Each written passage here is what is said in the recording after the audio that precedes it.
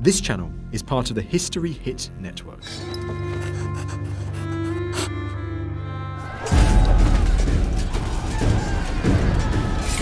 Out of the chaos, darkness and violence of the Middle Ages, one family rose to seize control of England. Generation after generation, they ruled the country for more than 300 years, ruthlessly crushing all competition to become the greatest English dynasty of all time. The Plantagenets. What I love about the Plantagenet story is that it's more shocking, more brutal, and more astonishing than anything you'll find in fiction. I want to show you the Plantagenets as I see them. Real, living, breathing people, driven by ambition, jealousy, hatred, and revenge. These kings murdered, betrayed, and tyrannized their way to spectacular success. For better and for worse, the Plantagenets forged England as a nation. This time, the founder of the dynasty, Henry II, warrior and empire builder. He transformed England from a war zone into a European superpower, but murder and betrayal by his own family threatened to tear apart everything he had achieved.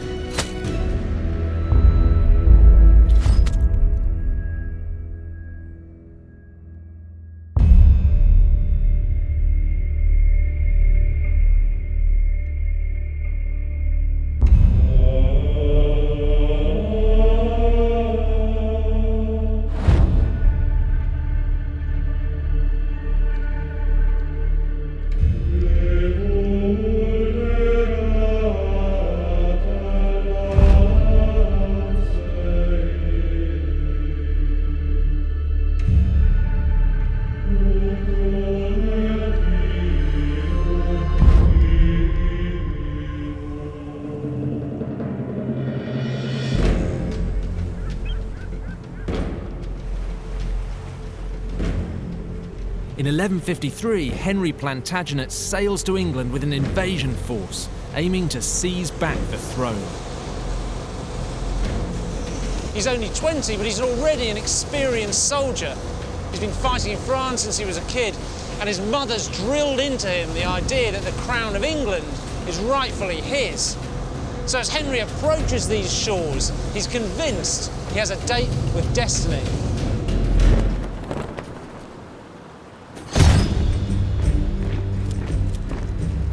Henry's a powerhouse with a fiery temper, bursting with raw energy and ambition. Within a year, Stephen is dead and Henry is crowned Henry II, the first Plantagenet king. All in. Of course, he doesn't speak a word of English. But after 90 years of Norman French rule in England, no one does, except the peasants. And it's not them that Henry's here to pick a fight with. It's the barons. For a generation, the barons have been fighting vicious turf wars, burning, looting, raping, killing. If you lived here, you could come home any day to find your house on fire, your crops destroyed, your animals taken, or your family murdered. And this has been going on for nearly 20 years. As long as the new king has been alive. Henry's future, and the future of England, depends on bringing the barons to heel. He could simply destroy them. His army's big enough. But instead, he does something totally unexpected. High on the Welsh borders is Wigmore Castle, once one of England's greatest fortresses. It's the power base of Hugh Mortimer, toughest of the barons, and the last to hold out against the new king. No one defies Henry and gets away with it, so he turns up here at Wigmore with an army and lays siege to the castle.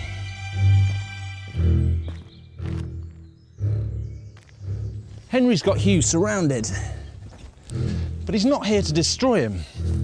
He just sits outside. Here I am. Here's my army. What are you going to do about it? Unsurprisingly, Hugh folds, but it's what Henry does next that marks him out as a king to watch, because he takes Hugh's castle away from him, then gives it straight back. He's saying you can have your power, but only because I say so. I'm the king, I'm in control, and you work for me. History Hit is a streaming platform that is just for history fans, with fantastic documentaries covering fascinating figures and moments in history from all over the world. With documentaries featuring great medieval figures and events from the Battle of Hastings to the last of the Vikings, History Hit has unrivaled access to peerless archival materials and the world's best historians. And it's not just documentaries either. We have a network of incredible history podcasts bringing you new episodes every day. Sign up now for a 14-day free trial, and Chronicle fans get 50% off their first 3 months. Just be sure to use the code Chronicle at checkout. One reason Henry has the confidence to take on such powerful men is because he has a formidable ally. Henry's queen is Eleanor, Duchess of Aquitaine. 10 years his senior, she's such a famous beauty, students across Europe sing bawdy songs about bedding her. She shocked the continent by divorcing the King of France in 1152 and marrying Henry just 2 months later. They're a good match. By the time Henry takes the throne, she's already produced their first son. But this queen is far more than a baby machine. As Duchess of Aquitaine, she's a serious political player in her own right. Henry brings muscle, Eleanor brings prestige. Together, they're a match for anyone. And their union creates a Plantagenet empire that stretches from the borders of Scotland to the Pyrenees. But to keep control of such vast territory, Henry has to do something radical. Control's everything to Henry. The question is, how does he maintain it? He could use his barons to rule the different regions, that's standard medieval practice. But as far as Henry can see, the barons will only do things his way as long as it suits them. To get what he wants, Henry's going to have to do things a little bit differently. Henry's genius is to create a new army, not of soldiers, but of clerks. Educated commoners. Unlike the barons, they'll do exactly what he wants. What Henry invents is the basis of the civil service that still runs the country today.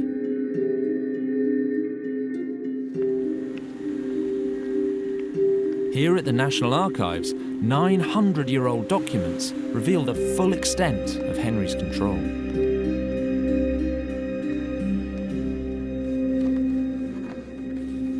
So this is a writ from the second year of Henry's reign. And it's an official instruction from the king. We can see the king, Rex here, Duke of Normandy, Duke of Aquitaine. He's sending an instruction to the Sheriff of Dorset, ordering him to give back a farm in the village of Rampersham to its rightful owner. And that might sound mundane, but hundreds of these survive. And what they show you is Henry's interest in every last field and pasture of his kingdom. And this isn't everything Henry's doing. He's also rebuilding royal finance through the exchequer. He's sending his justices roving about the country to re-establish law and order. What it all adds up to is Henry's complete obsession with stamping his control over every area of his new kingdom.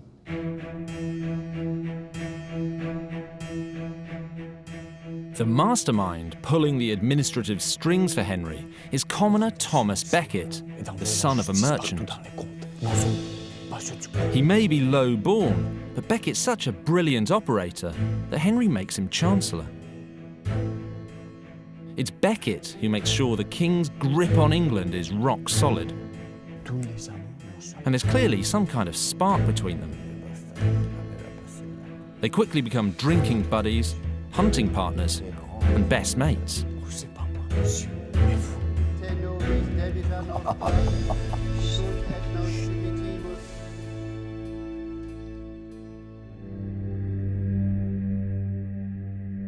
But because of Becket, everything Henry's achieved is about to come under threat. The trouble begins here at Canterbury, seat of power of the one part of England that remains beyond Henry's control, the Church. One Englishman in 5 is a cleric, and they're effectively above the law. Whatever crime they commit, even rape or murder, only church courts can try them. The worst punishment they can give out is a fine. The king can't touch them. So in 1161, when the Archbishop of Canterbury dies here, Henry thinks, excellent, I'll appoint my mate Thomas as Archbishop. He can knock some sense into the church. And even though Thomas has never been a priest, Henry bullies the monks at Canterbury until they agree to elect him. So you can see why Henry thinks he's got the church problem sewn up. After all, Becket's his best mate. He owes his career to him. What could possibly go wrong?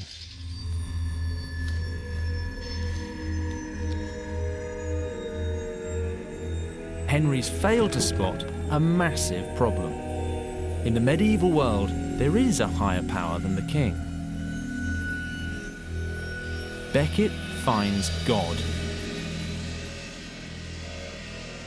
Pretty much the first thing he does is hang the king out to dry by resigning as Chancellor. He's sending a very blunt message. I'm not going to do what you say anymore.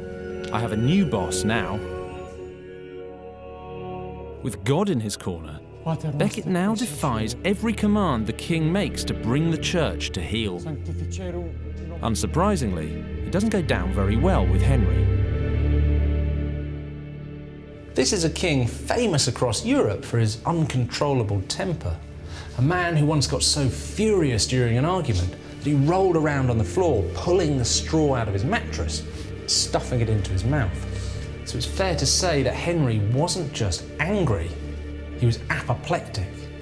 And this rage, combined with Henry's intense desire for control, will lead to murder and betrayal that threatens to destroy everything he's achieved.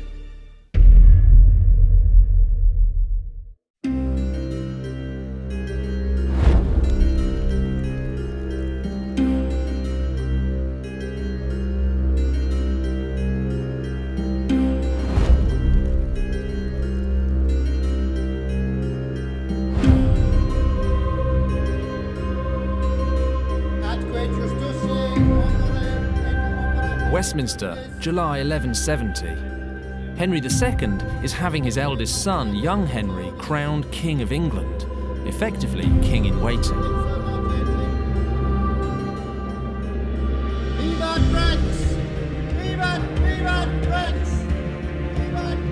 It should secure Henry's legacy.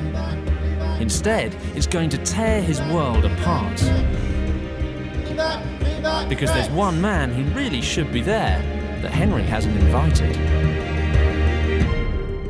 Thomas Becket. Crowning kings of England is the Archbishop of Canterbury's gig, and it always has been. So when Becket finds out about the young king's coronation, he explodes with fury, and he does something utterly reckless. Becket excommunicates every single cleric involved. Amen. As far as he's concerned, they're quite literally going to hell. When the news reaches Henry, out comes his Plantagenet rage again, and he says something he'll come to regret for the rest of his life. Becket! Becket! Quel traître misérable et je l'éveille, qui permettent que le Seigneur soit traître avec un mépris si honteux par un si humble peuple. Henry's just venting, but that's not how it looks to his knights. What they hear is a direct order from their king. This simple misunderstanding sets up a disaster. And here, in Canterbury, it all comes crashing down. Days later, 4 knights burst through these doors.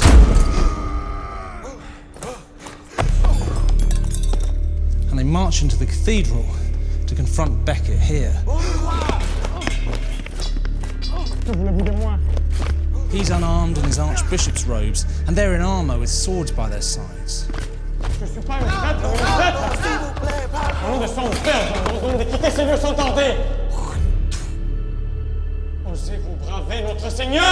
Furious words are exchanged. They try and drag Becket out of the cathedral, but he resists.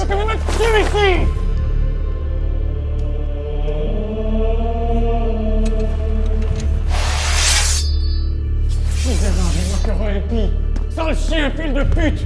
Vous allez brûler tout ça!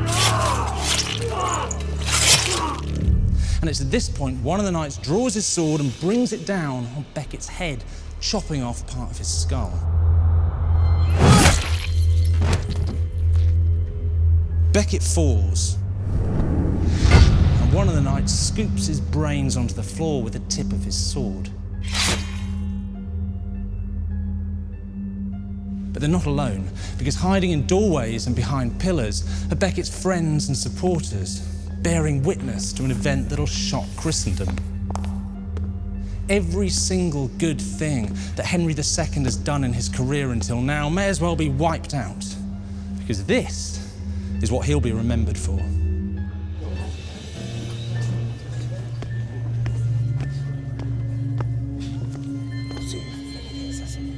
The fact that his words were taken out of context is neither here nor there. As far as everyone's concerned, Henry ordered Becket's murder. Outrage at this sacrilege goes viral. Across Europe, people begin to question whether Henry is really fit to be a king.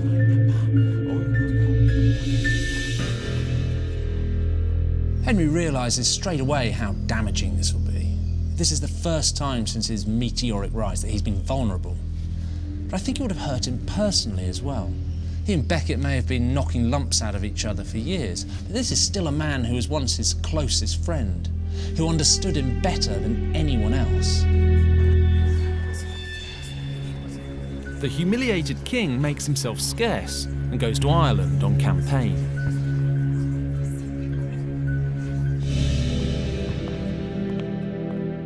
In a crisis on this scale, the one group he should be able to count on are his own family.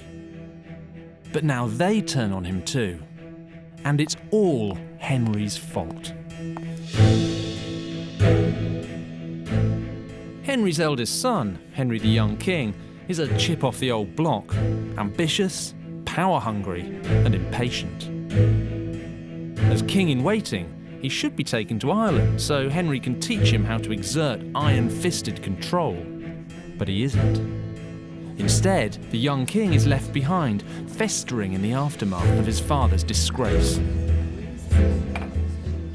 And whilst he's away, the king leaves control in the hands of his slick bureaucrats. Powerless and isolated, resentment at his father starts to eat away at him.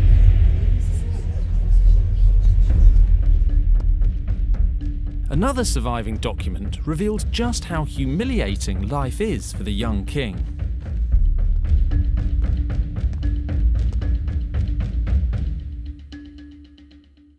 This is a record of royal accounts from 1172, when Henry was off beating up the Irish.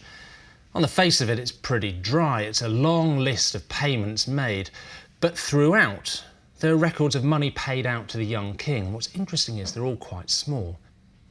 Let's have a look. There's one here from Berkhamsted, and it says, for the works Regis Fili Regis, of the king, the son of the king, XXX, that's 30 shillings.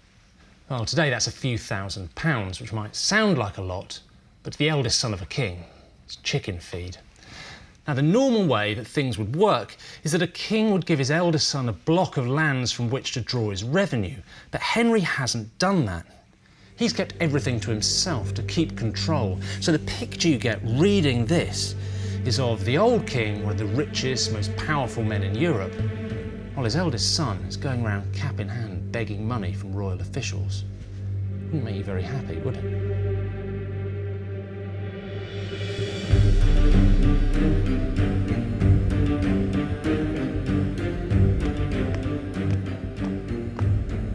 Resentment is spreading through the rest of the family too.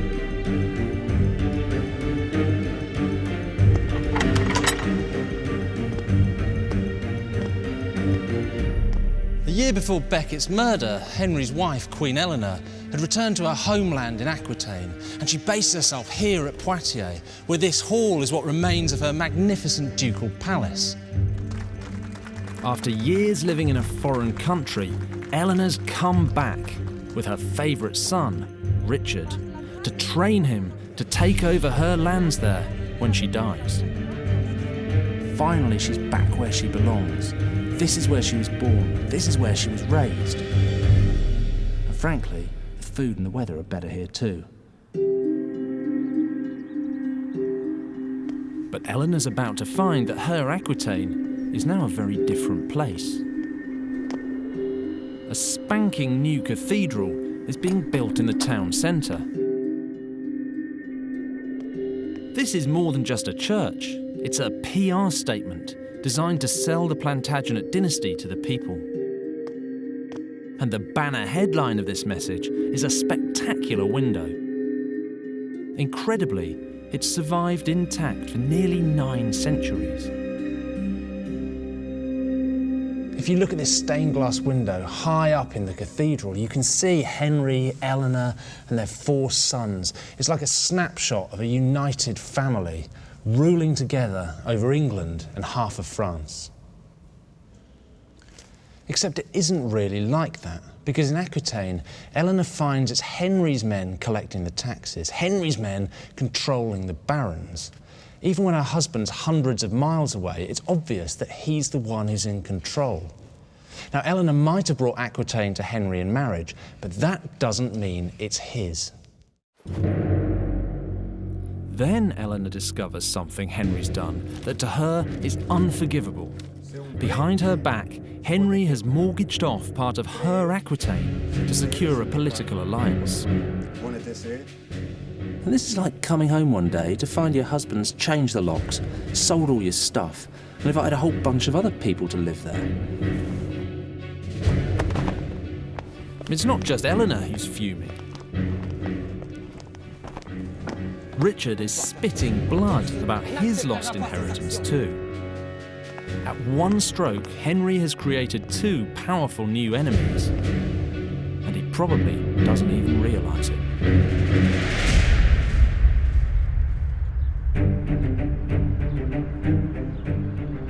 Henry's blindness to his family's feelings is a ticking time bomb. Here in Chinon, 175 miles southwest of Paris, in the very heart of Henry's French lands, it finally explodes.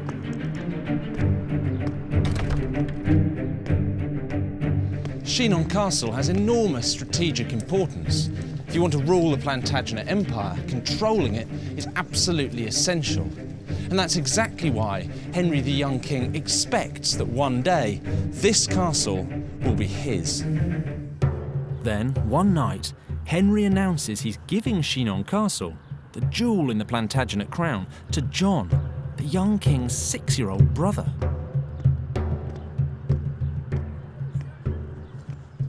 Think what it would have been like here that night. This is one of the angriest families in history. Try and imagine all that Plantagenet rage just boiling up. I don't think there'd have been much pleasant chit-chat over dinner. Chinon! Chinon!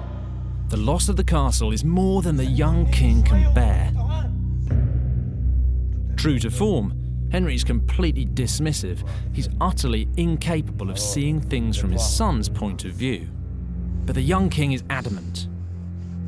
For 18 years, he's had to suffer his father's obsessive control. Now, he's drawing a line in the sand. The young king should have known better. Henry was never going to give up control without a fight. Chinon teaches the young king a harsh lesson. His father is never going to give him real power, and he's sick of being strung along. But if Henry thinks he's got the young king where he wants him, he's dead wrong. His eldest son is now hell-bent on taking the old man down.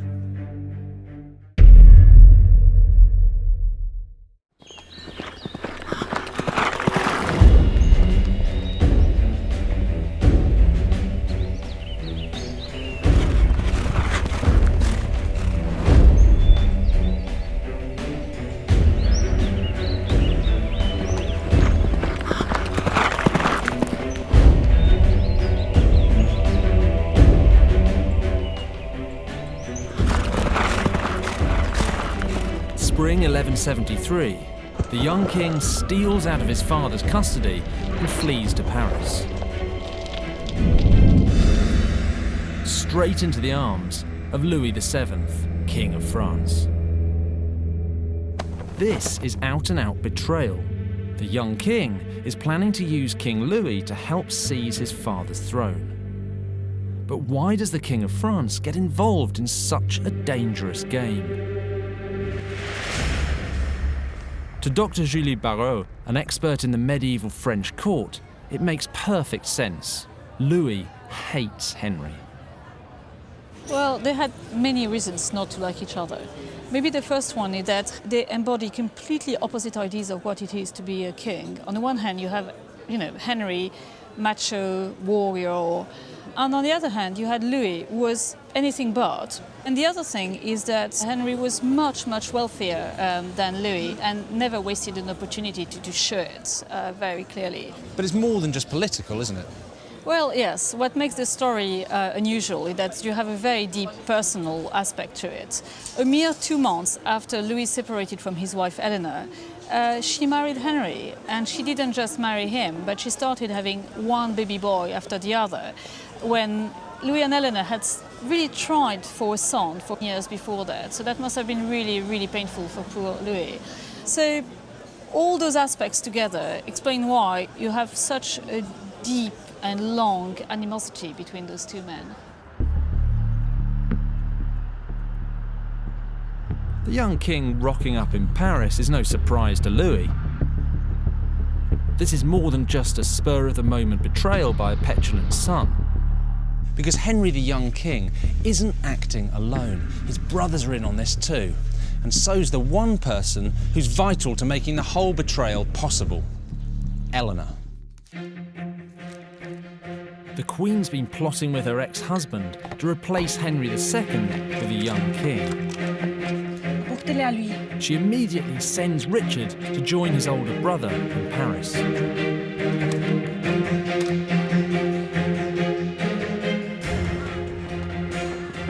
A few days later, Eleanor follows. She makes a mad dash across France on horseback, disguised in men's clothing.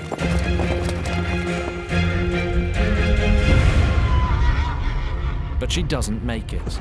She's caught on her way to Paris by Henry II's men and brought to Chinon Castle, not as a queen, but as a prisoner.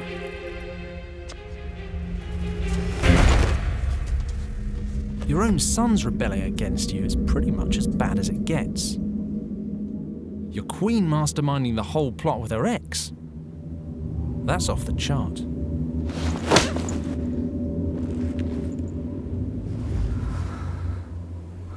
The scandal rocks medieval Europe.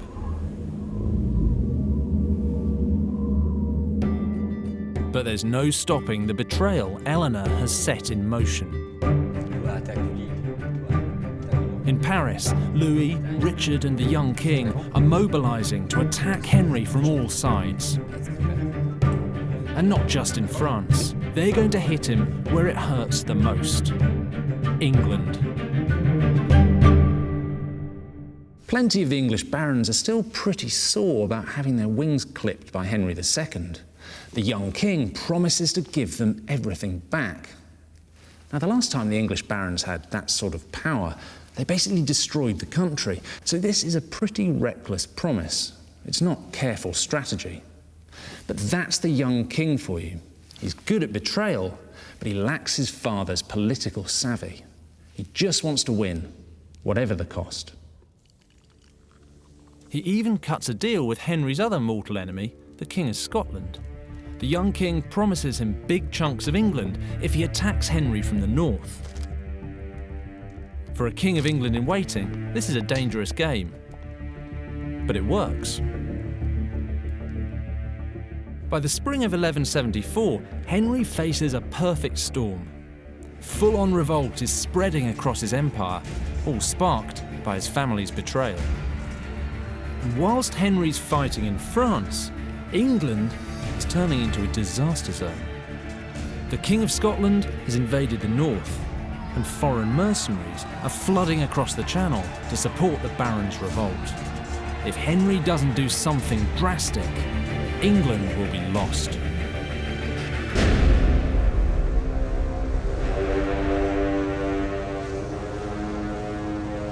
Most kings crossing the Channel to face a rebellion will be thinking the same thing. Raise an army, crush them by force. But Henry's got something else up his sleeve, because he realises it isn't his barons or even his sons who are threatening his empire. It's the dead hand of Thomas Becket rising up from beyond the grave. It's more than 3 years since Becket was killed in Canterbury Cathedral. In that time, Henry's troubles have gone from bad to worse.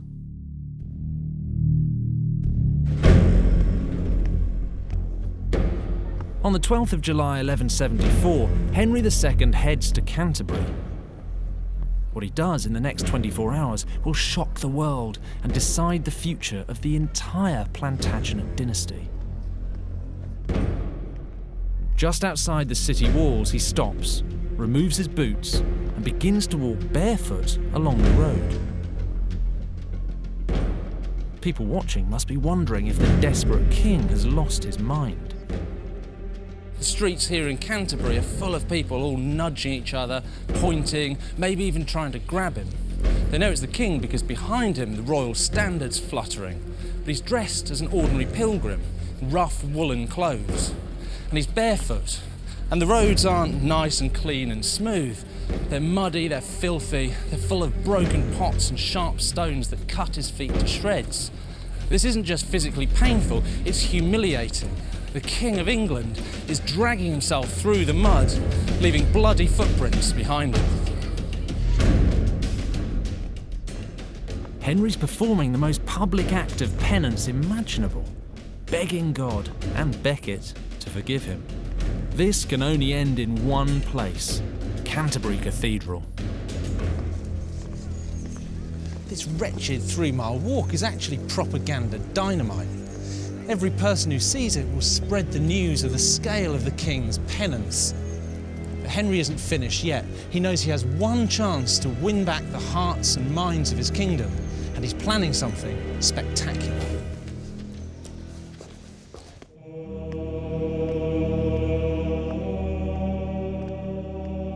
The stage for his grand finale is the shrine of the once best friend he accidentally murdered, Thomas Becket.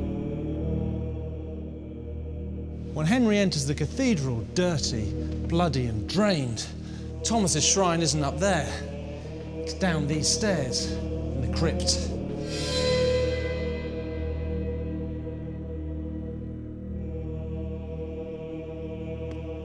And it's down here in the dark among the columns that Henry does something absolutely extraordinary. In front of Becket's tomb, Henry kneels down and commands the monks to whip him.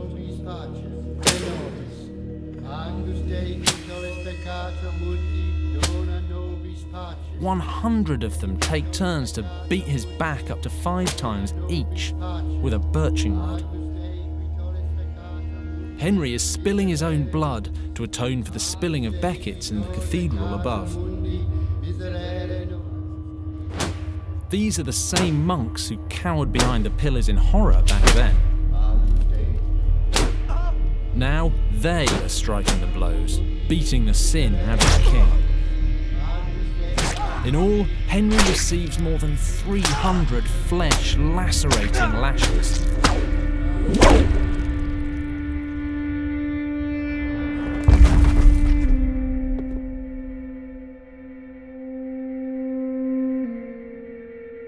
There may be far fewer people down here than up there, But these are the men who'll write about what they've seen, who'll tell the world.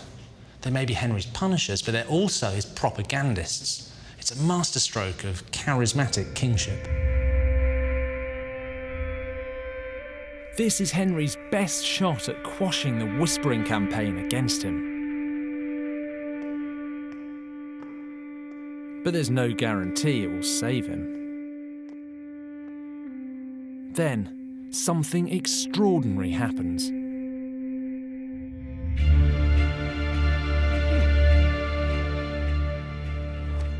The next morning, a messenger arrives. He bears explosive news. The King of Scotland has been captured. The invasion of the North is over. It must have seemed like some kind of miracle. The timing's just too perfect. And it feeds directly into Henry's own propaganda. Ever since the time of Becket's death, he's been describing himself in documents as king by the grace of God. And now he has unarguable proof that God is on his side. Henry's miracle rips the heart out of the rebellion in England. The barons fold without a fight. Henry's back in control.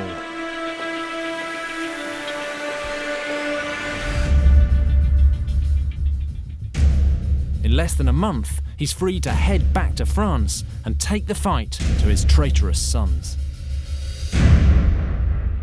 Henry's on a roll.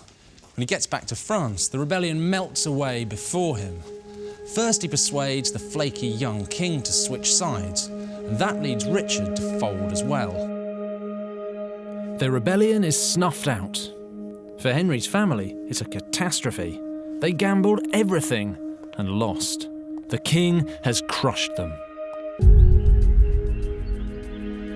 But he now faces a dilemma: what to do with his treacherous family.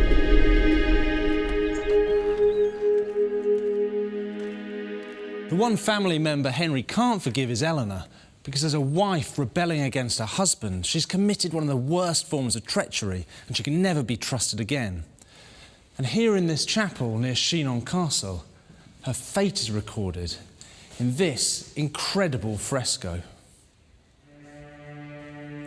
So at the front you can see her husband Henry, Eleanor's in the middle, and behind her are two of her sons. This might look like a nice, touching Plantagenet family portrait, but it actually shows Eleanor being led off into captivity.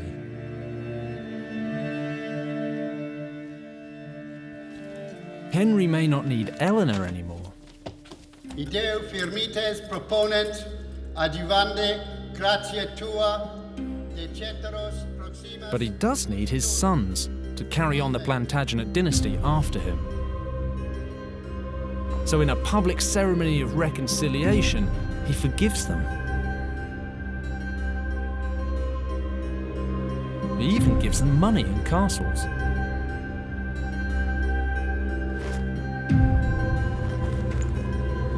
They may have been forgiven, but both boys must know that the one thing he'll never give them after this is any real power. Henry simply can't see that his obsession with control might be the root cause of all his family's betrayals. And this blindness to his own faults will ultimately destroy him.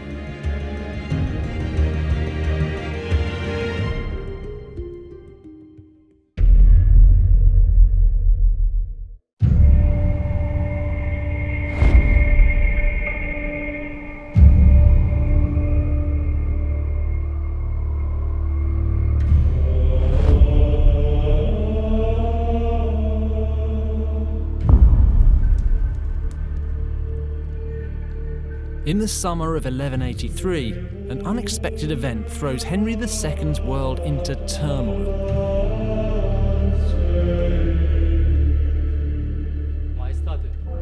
His eldest son, the young king, dies, not by the sword, but of dysentery.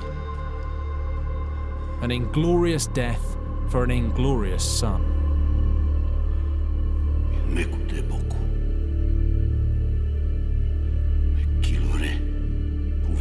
plus longtemps. Vous m'écoutez même plus.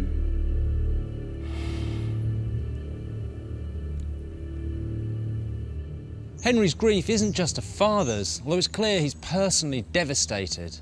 The death of the young king has destroyed all his plans for his legacy.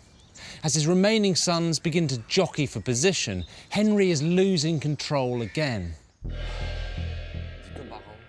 Just 2 of Henry's sons remain alive. Only one can become his heir.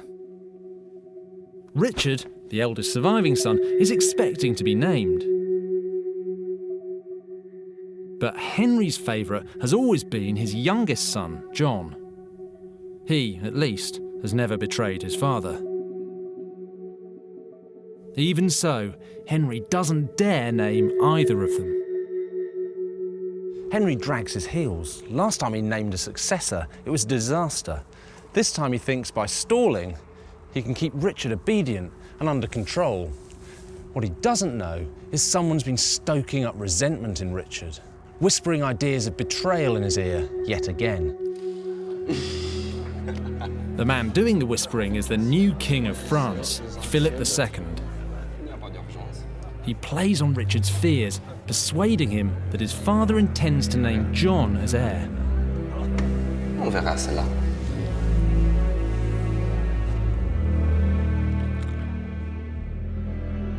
Richard demands that Henry formally names him as his successor. And of course, Henry refuses. That would mean giving up control. So with Philip by his side, Richard once again goes to war against his father. In less than a month, they tear through the heart of Henry's French lands, winning every battle. It's not long before a defeated Henry finds himself holed up again, back here at Chinon Castle, with his son and the King of France at the gates. They're young, ambitious and aggressive. Henry's old and tired. The one thing he could never control has finally caught up with him. Time. Outside, his Plantagenet heartland is collapsing. The empire he built and has ruled over for more than 30 years is being ripped from him by his own son. It's a final, total defeat. On the 3rd of July, 1189, Henry rides out from Chinon to meet Richard. A man who spent so much of his life on horseback that his legs are physically bowed now has to be strapped into the saddle to stop him from falling off. Richard's demands are read out. He wants land, he wants money. More than anything else, he wants to be the next king. It's all Henry can do, to nod his head weakly and agree. At the end, he leans in for one last embrace and he whispers to Richard, "God grant that I may not die until I've had my revenge on you." Somewhere in this broken old man is still Henry II, King of England.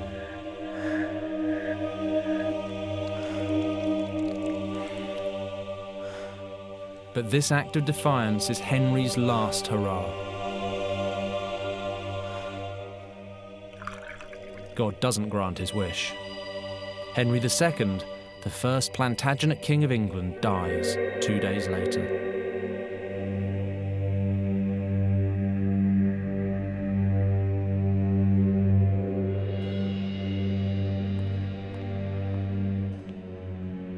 Here, less than 20 miles from Chinon, in the family shrine at Fontevraud Abbey, Henry II lies buried. Beside him were buried the bodies of his wife Eleanor and his successor Richard, but not his favourite son John. For his whole reign, Henry kept a close grip on his kingdom. He never allowed his sons real control because fundamentally he didn't think they could do as good a job as he could. And when Richard and then John become king, they prove him right. Within 15 years, the Plantagenet Empire has collapsed, torn apart by rebellion and war. And that's why John's not buried here at Fontevraud with his mother and his father, because by the time John dies, this place is ruled by France.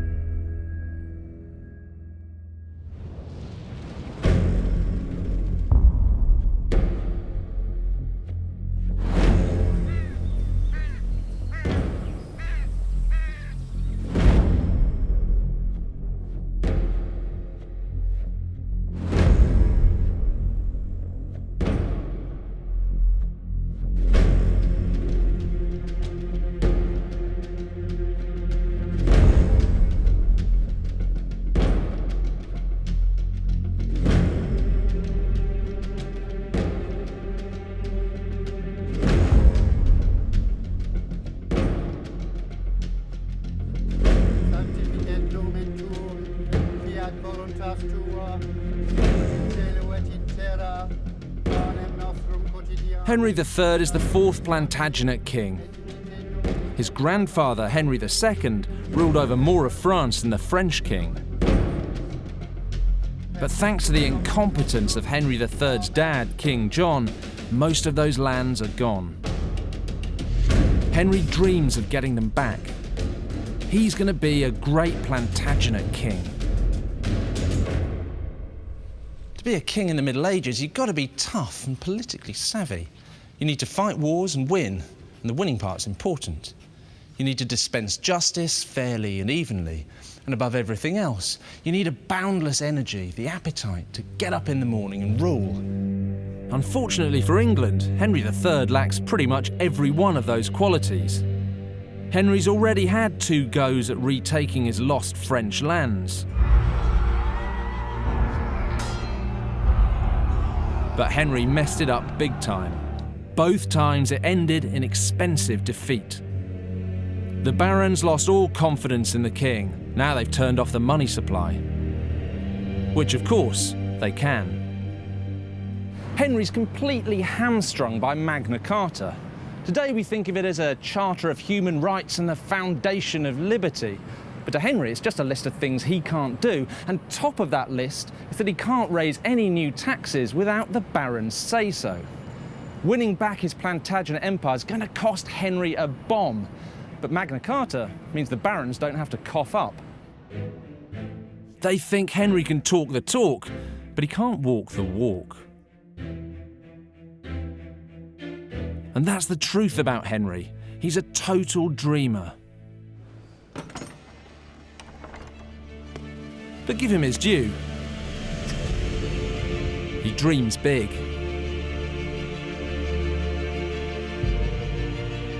This is Westminster Abbey. Henry builds it to restore some lost Plantagenet pride.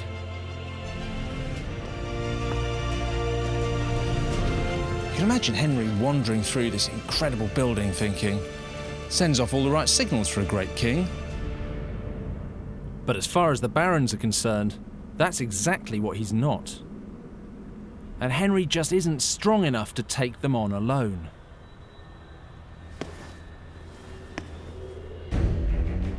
But in autumn 1230, a man turns up at court who changes the course of Henry's reign. A minor French knight with big ambitions. Simon de Montfort. De Montfort doesn't do anything by halves. He wears a hair shirt under his clothes 24/7. It rakes his skin, a perpetual reminder to stay focused on God.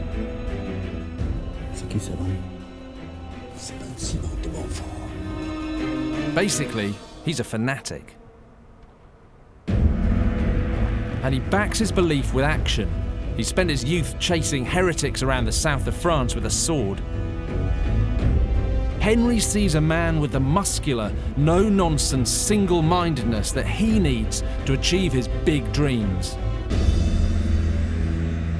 Henry was so young when he came to the throne that he's grown up with other people making all the important decisions for him.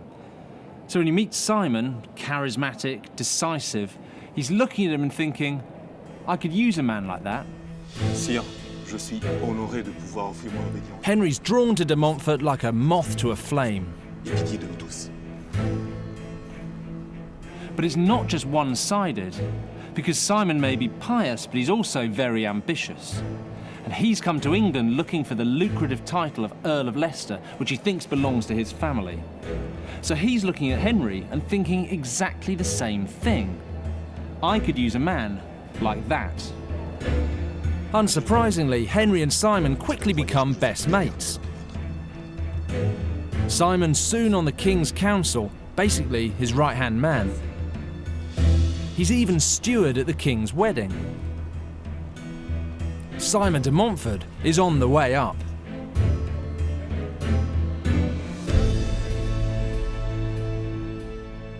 Stored at the National Archives is an amazing document that has survived for 8 centuries. It reveals just how ambitious Simon is.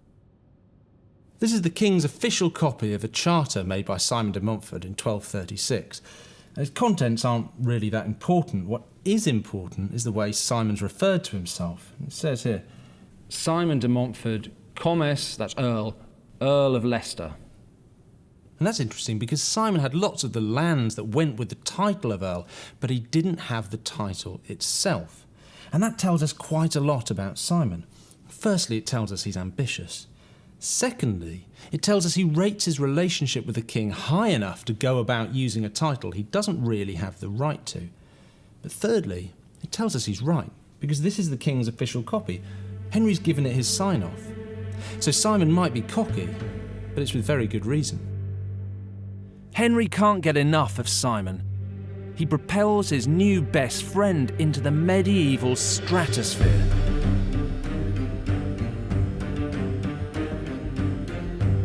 Simon marries Henry's sister, Eleanor, the greatest catch in the kingdom. Henry should have married her off to one of the great European rulers to secure a political alliance. But he's convinced Simon can help him become the great king of his dreams. So he gives Eleanor to his best mate instead. You'd imagine Simon's feeling pretty pleased with himself. He's married to the king's sister. He's an insider at court. He's the king's favourite. Considering where he came from, he hasn't done too badly. But Simon's deal is not all it seems. Eleanor should have come with a massive dowry. Instead of giving it to his friend, Henry hangs on to the money and land for himself. This decision sows the seeds of catastrophe.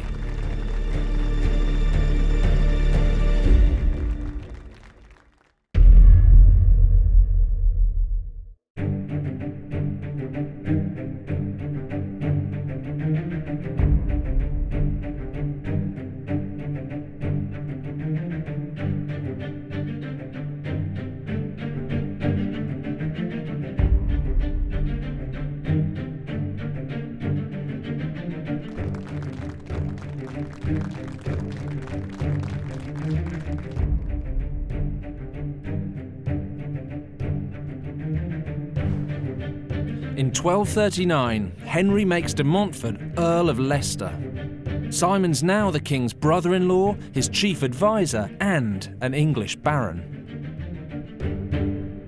But at precisely this moment of triumph, Simon goes too far. He takes out a big fat loan using Henry as guarantor. As far as he's concerned, Henry owes him for his wife's dowry. So he doesn't ask Henry first. Big mistake. Qu'est-ce que c'est ça? Bonté sous mon nom? Mais sire, When Simon tries to play it down, formalité, vous ne devez pas vous inquiéter. Henry threatens to throw Simon and his own sister into the Tower of London. And he's not kidding. Quand vous me volez. For Henry, this is an outrageous liberty. Giving things to Simon, well, that's one thing, but he can't just stand around while Simon takes what he wants. Henry doesn't like it, but Simon has to go. Simon and Eleanor are forced to flee to France. It seems like the end of a beautiful friendship. But Henry's going to need Simon again sooner than he thinks.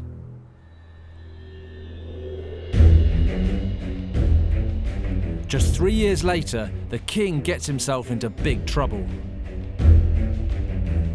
Henry's launched an attack here at Poitou in western France. It was once his ancestors' territory.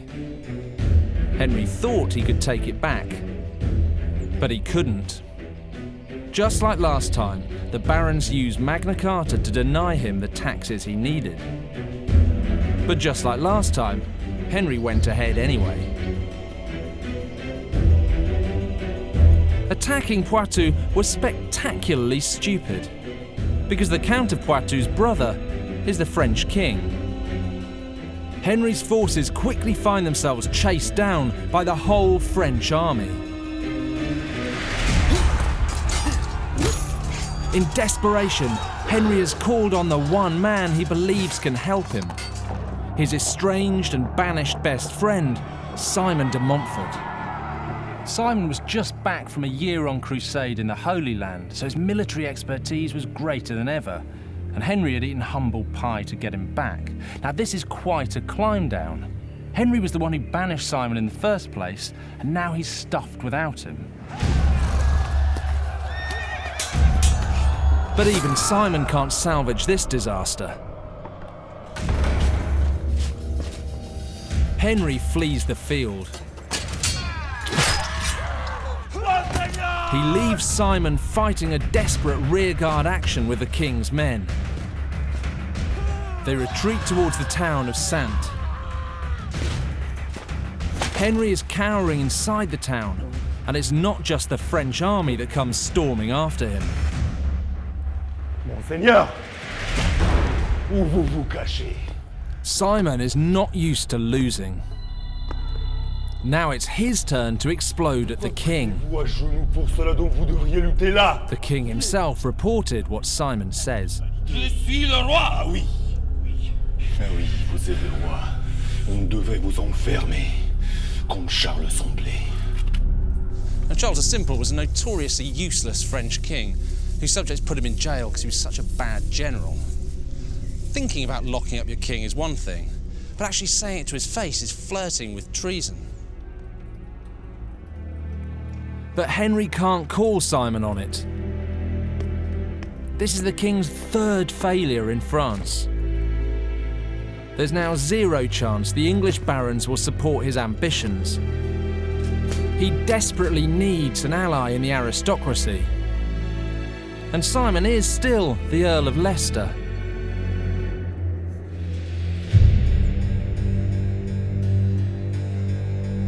So when they return to England, Henry eats more humble pie. He gives Simon this whacking great castle at Kenilworth. For 5 years, their friendship holds up. So when a foreign crisis pops up in 1247, the king turns to his best friend again. All Henry has left of the Plantagenet Empire in France is Gascony. But it's in chaos, with feuding nobles, a French king itching to invade, and its southern borders under attack. As ever, the barons won't let Henry raise taxes to sort it out. They think he'll just cock it up again. So Henry asks Simon to fix it for him. And he'll pay him later. Henry admires the fact that Simon will take the tough decisions he can't. That's why he sends him.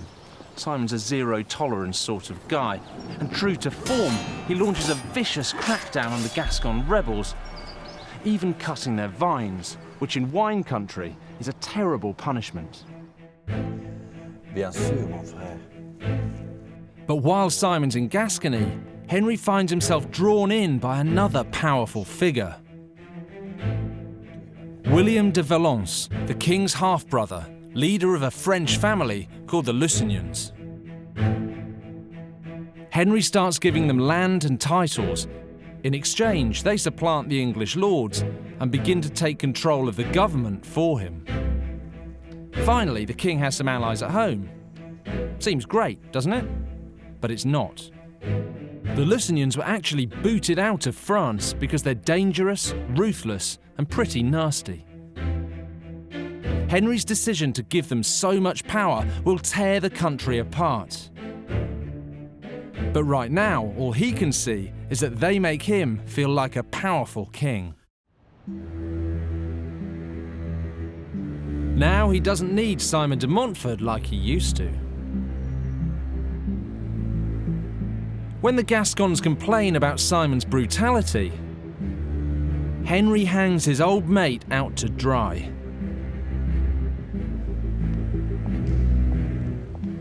Even though de Montfort has run up huge debts doing the king's dirty work, Henry puts him on trial for his treatment of the Gascons.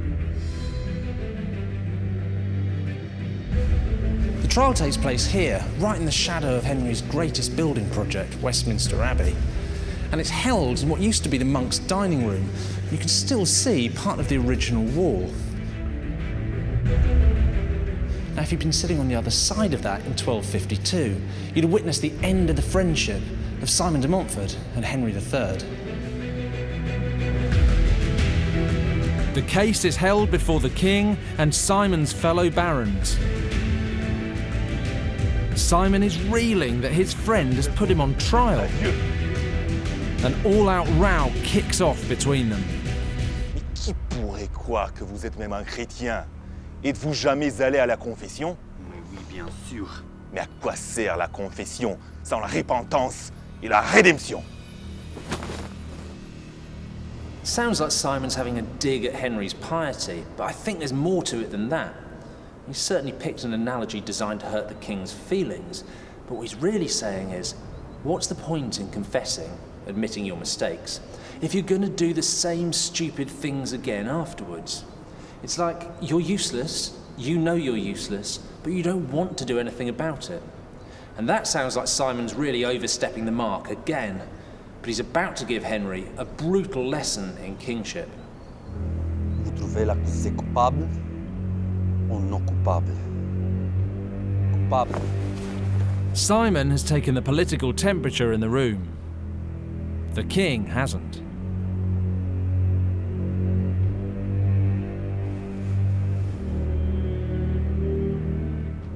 Non coupable? When Henry puts the charges to a vote, Simon walks. The other barons are as fed up with the king and his Lusignans as Simon is. J'ai maudit le jour où je vous laissais entrer en Angleterre. Henry and Simon now hate each other with a passion. And England will pay a terrible price.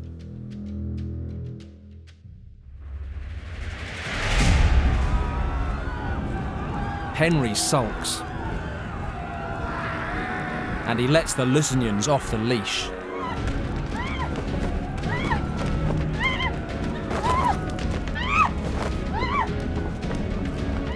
They start grabbing land and property in total violation of Magna Carta.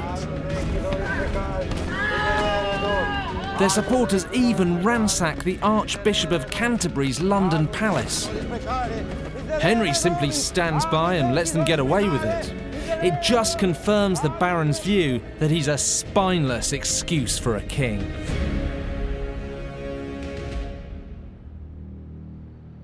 And then in 1256, Henry does something quite extraordinary. It's spelt out in an astonishing 700-year-old book here in the British Library. This is the Chronicle of Matthew Paris, who was writing at the time of Henry III and had better access than anyone else to Henry and his court. And he writes that the king gave an order under the Regio Sigillo, the royal seal, that no brief, that's any official government document, could be used to cause injury aliqui fratri sui to any of his brothers, which includes the Lusignans. So Henry's saying the Lusignans can't be prosecuted. Effectively, they're above the law. And this is political dynamite. The barons are furious. In retaliation, they squeeze Henry's finances further. Henry's not in a very good place. He's lost the war with France, he's made a mess of Gascony, he's upset most of his barons, and he's broke. It's time to sort things out. So what does he do? Does he kick out the Lusignans? Does he reassure his barons? Does he sort out Gascony? No, he decides to do something bold, something radical, something no one will expect. He decides to invade Sicily. It was actually the Pope's idea. He asked Henry to do it. But Henry jumps at the opportunity to take control of a wealthy country. This could help free him from the control of the English barons. But Sicily is 1,000 miles away. It would cost an absolute fortune to take. Henry can't even hang on to his lands in France, so invading Sicily is a bonkers idea. And everyone can see it, except the king. Henry demands taxes from the English barons to fund the invasion. He thinks he can get away with it because de Valence's violent Lusignans support him. A group of barons come to London to put Henry back in his box, and it's his old friend Simon de Montfort leading the charge.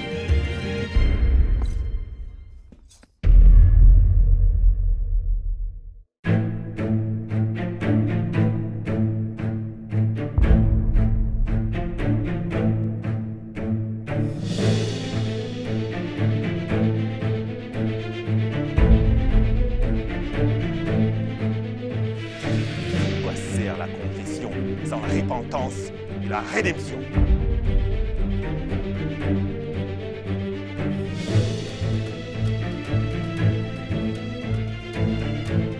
Simon de Montfort comes to London to bring King Henry III to heel.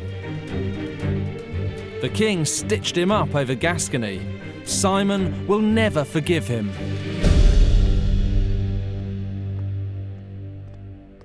This is Westminster Hall, more than 900 years old. It's all that's left of the medieval palace. And it's here that Simon and the barons march up to meet Henry III.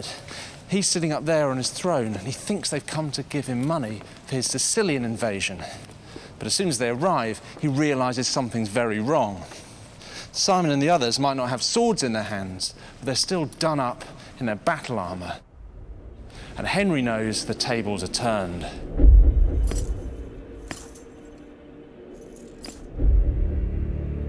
Qu'est-ce que c'est, monsieur? Suis-je, pauvre misérable, votre prisonnier? On ne veut pas vous Simon and his allies aren't here to take Henry captive. What they're demanding is almost worse. First, they want the Lusignans stripped of all their English property and kicked out of the country. Second, they want a permanent council of barons to manage the affairs of the king. Vous demandez trop. However they want to phrase it, the reality is they're taking over. This is a nightmare for Henry. Simon and his mates are saying, not only are we not going to help you with Sicily, but you're such a disaster. We're going to take away pretty much all your power. They come armed because they're telling Henry, we're stronger than you. And they are. Henry's forced to agree to all their demands just to get out of the room. Très bien, enfant.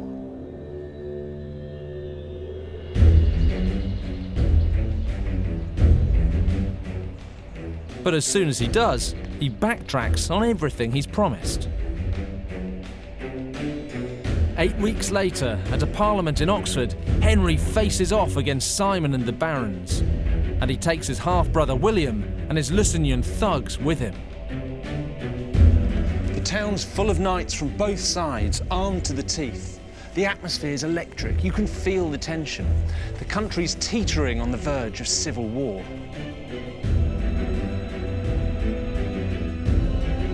The hated Lusignans have no intention of giving up their castles and land. They think they can take on Simon de Montfort. The explosive meeting becomes known as the Mad Parliament. Simon directly threatens the king's half-brother. Make no mistake, you will either give up your castles or you will lose your head. Is he bluffing or is Simon serious? Well, frankly, I wouldn't put it past him. This isn't some soft, wealthy English baron. This is a hard man, a crusader, a guy who's used to spilling blood. The Lusignans are no match for de Montfort, and they know it. They flee for their lives. Henry's resistance collapses. He has to accept all the baron's demands.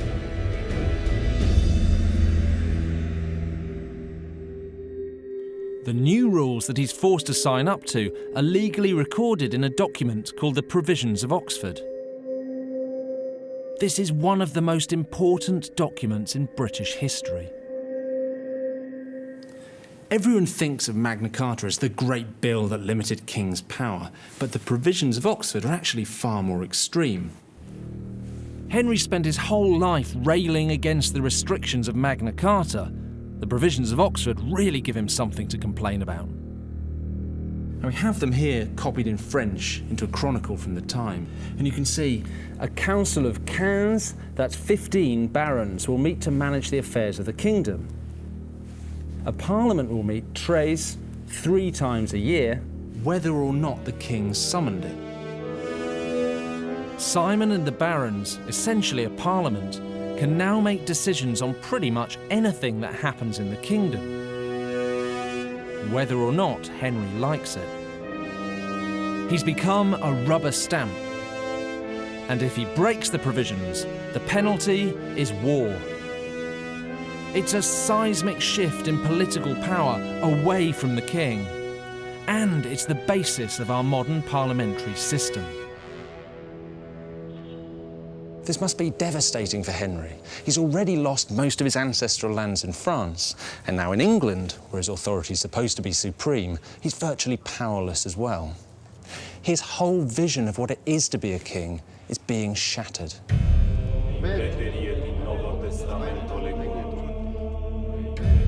The barons demand that everyone swears an oath before God to abide by the provisions. Problem is, Henry and Simon's attitudes to the oath are poles apart. Everyone knows Plantagenet kings and their barons have a long history of breaking their oaths. But for Simon, once he's made a sacred oath with God, he's really boxed himself into a corner. Remember, this guy is a religious zealot.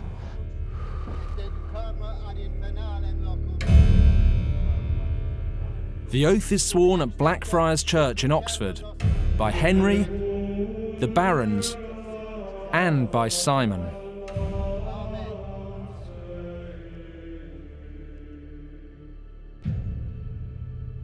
So after he makes the oath, he stays up half the night in prayer, he abstains from sex, and he's still wearing his hair shirt under his clothes. This is his treaty with God, and he's never going to break it.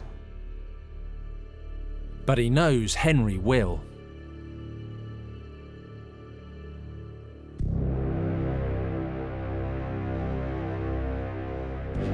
Within 4 years, de Montfort's worst fears come true. Because Henry has sworn the oath knowing he'll break it. He brings back the Lusignans, and just like before, they do pretty much whatever they want.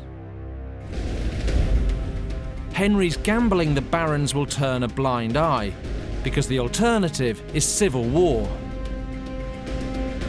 And no one wants that, do they? It's a massive miscalculation by the king. One man is committed. Almost alone amongst those who've sworn it, Simon will keep the oath, whatever the cost.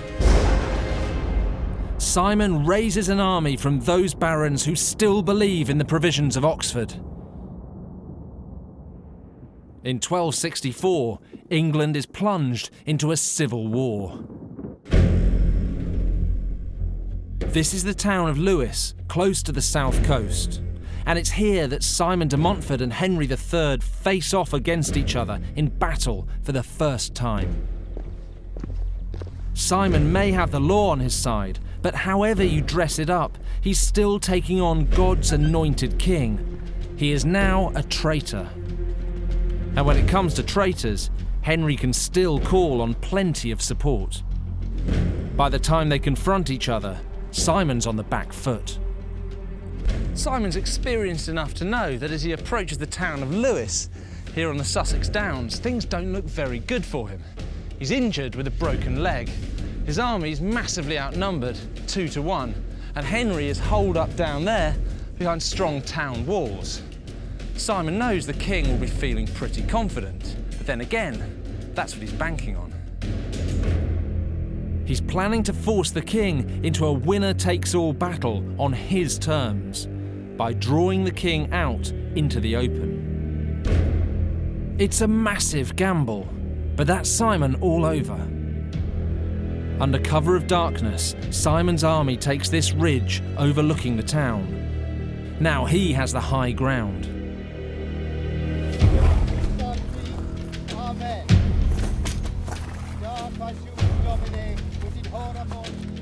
Early next morning, Simon's army prostrate themselves on the ground to be blessed by the bishops. Simon and his men are on a crusade for liberty. He and his men truly believe that God is on their side. They're radicalised, driven by the dream of a different kind of England, in which the king no longer calls the shots. Henry is fighting for the absolute supremacy of the king. Simon de Montfort is fighting to crush it. De Montfort may have God on his side, but the king's got far more men. He also has a secret weapon. Edward, his eldest son and heir. He's utterly fearless and champing at the bit to hack up de Montfort and his mates. Henry finally sees a chance to win his great Plantagenet victory. How can he lose? Just as Simon hoped, the king comes out fighting.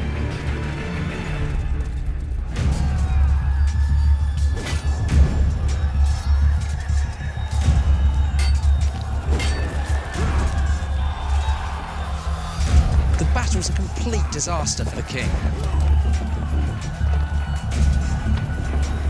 Henry's still a terrible general.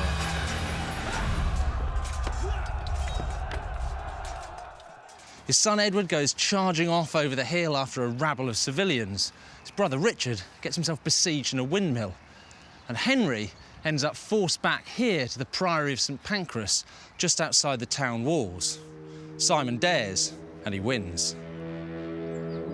The king and his son Edward are captured.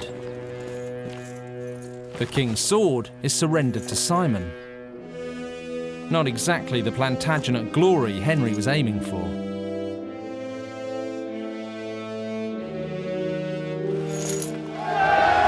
Simon de Montfort, once a minor French nobleman, now holds ultimate power in England. This is a revolution. Simon's taken an army to the field to seize the power of an anointed king. It's treason, and it's also an unforgivable betrayal of friendship. The king's dreams of glory have been crushed. But there is still one Plantagenet who could save the dynasty. And it's not Henry.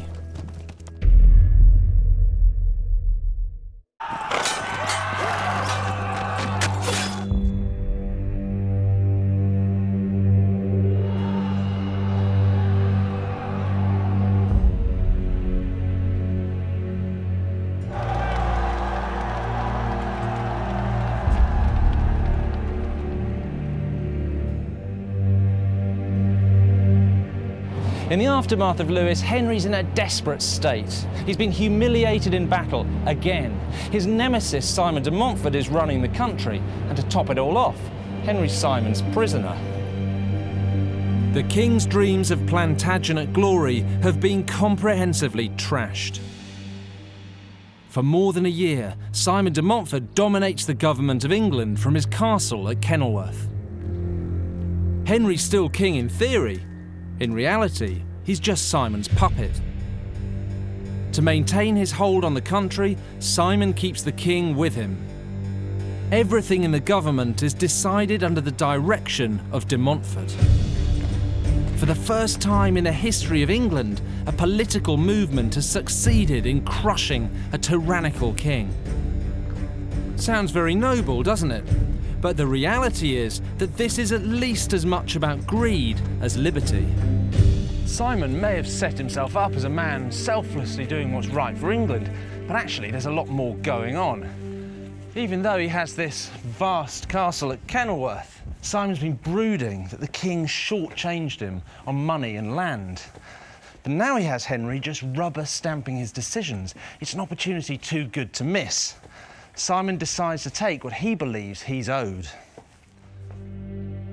De Montfort takes money and land for himself and his family. And by keeping the king close to him, Simon thinks he's got everything under control. It's a fatal error of judgment.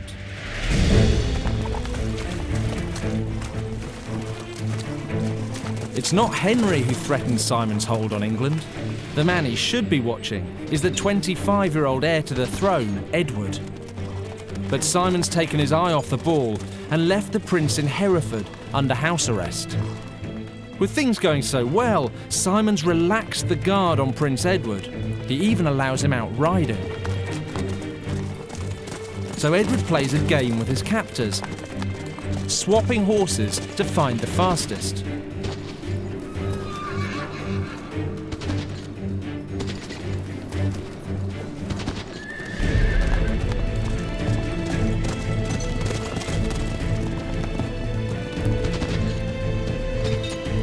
They think it's all great fun, until he finds the fastest horse.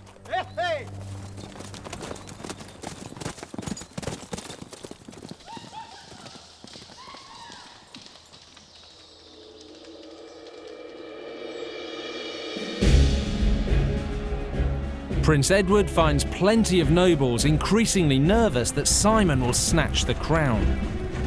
And that scares the barons more than Henry's abysmal reputation. Edward promises to let them keep the reforms, and that persuades many of them to defect back to the Plantagenet cause. The Plantagenet army is back on the march.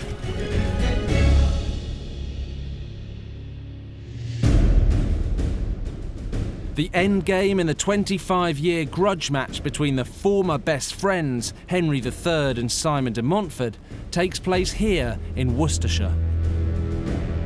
Simon's got the king with him for insurance.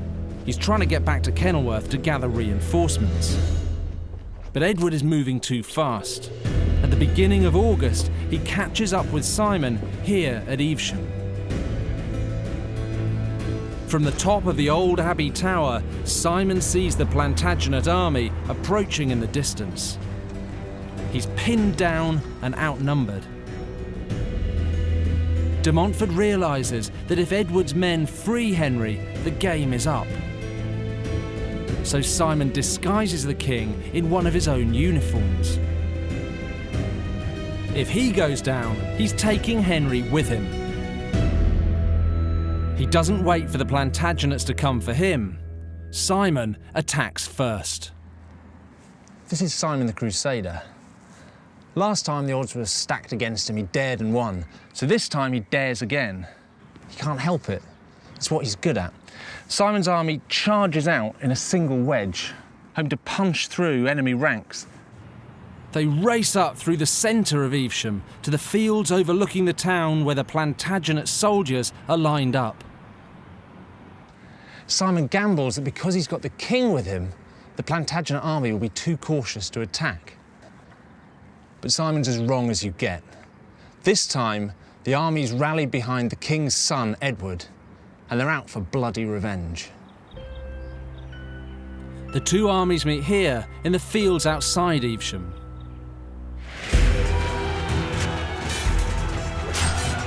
As the Plantagenet army piles in, the battle descends into an orgy of violence.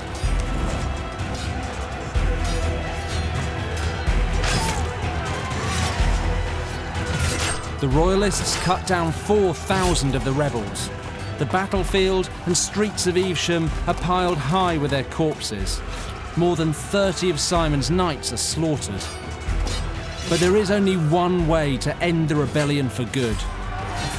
Edward sends a 12-knight hit squad onto the battlefield with one mission: find and kill Simon de Montfort.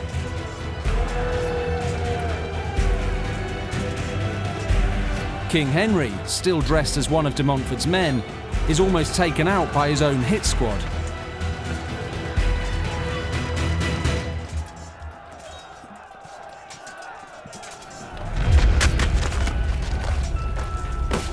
Simon, already badly wounded by a lance, is not so lucky.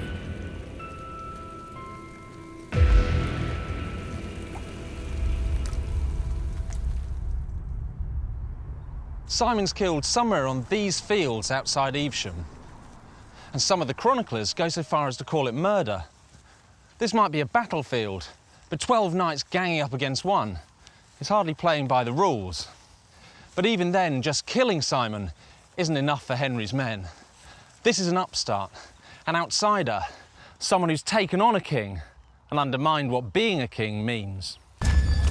Simon de Montfort, traitor to the crown, once the most powerful man in England, dies. The message to everyone must be crystal clear. No one defies the king and lives.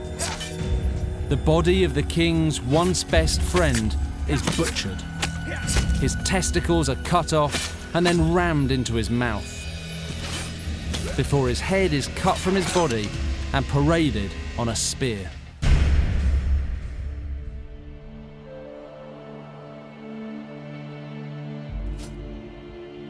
Henry finally has his moment of Plantagenet glory, but in truth, it's his son Edward who delivers it. Henry is just a bystander. But the price of victory over Simon is accepting the reforms that Simon was fighting for, because that's the deal Edward sealed to raise an army. Henry's won the battle, but he's lost the war. The king's dream of absolute power has died with Simon. Dismal as Henry's reign was, he still left behind him two of the greatest legacies of the whole Plantagenet dynasty, and they're both right here.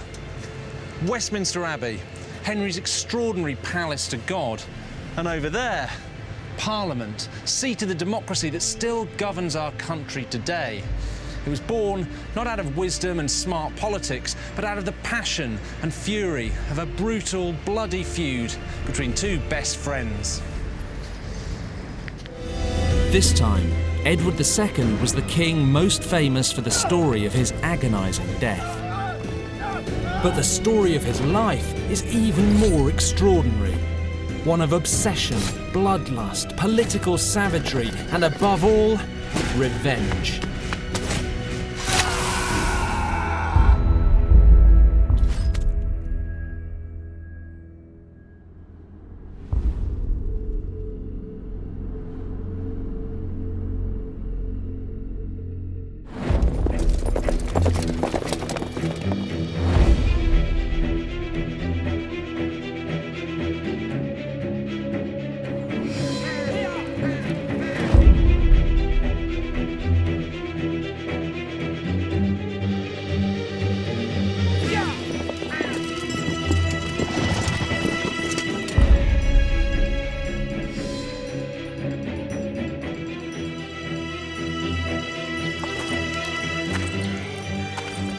July the 11th, 1307.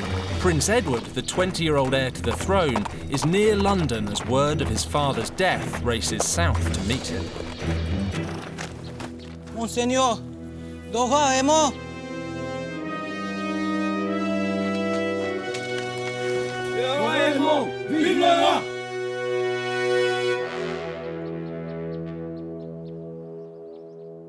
This is the news that Prince Edward's been waiting for all his life. So the very first thing you'd expect him to do is to saddle up, ride north, claim his birthright and save his country. But he doesn't. In fact, the first thing he does is to issue orders for the recall of the most divisive man in the kingdom. Envoie la nouvelle à France. Faites retourner mon frère Gaveston.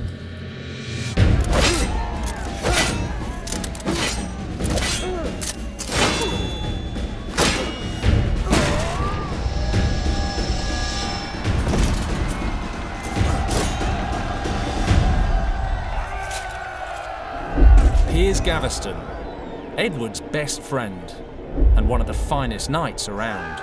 But he's been banished to France by the old king for being a bad influence on the prince.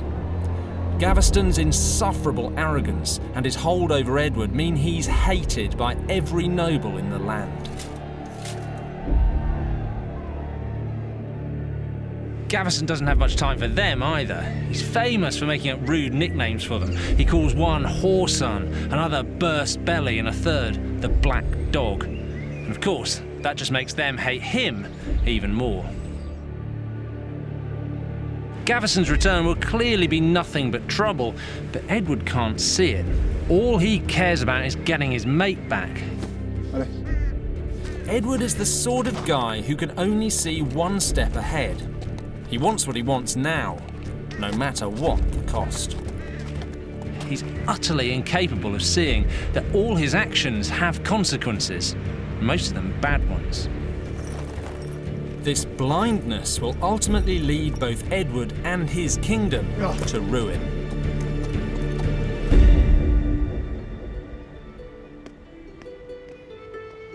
And disaster looms right from the start. Edward marries 12-year-old Isabella, daughter of the King of France, a match designed to shore up relations with the kingdom's biggest enemy. Their joint coronation should be a moment of triumph and unity. But it isn't.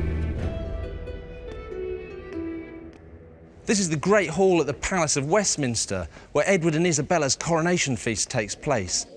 There's lavish decorations, fountains flowing with wine. But there's one problem. This looks less like a coronation feast for Edward and his queen, and more like a party for Edward and Gaveston. Edward and Isabella's coats of arms should be on the walls. Instead, it's Edward and Gaveston's. Worse, Gaveston swans around in imperial purple, a colour only kings should wear. Worse still, the king and his friend talk to no one but each other throughout.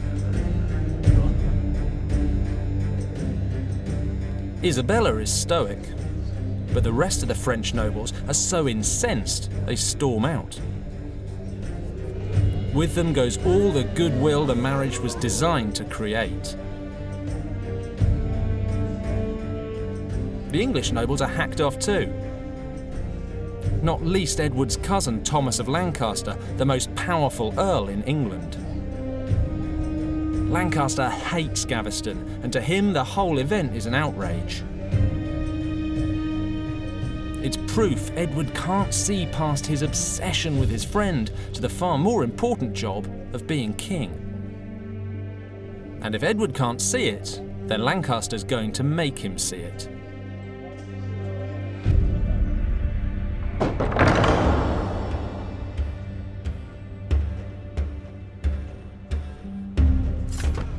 Just 3 months later, at Edward's first parliament, Lancaster and a group of other leading nobles turn up, armed. Que signifie tout ça, Thomas?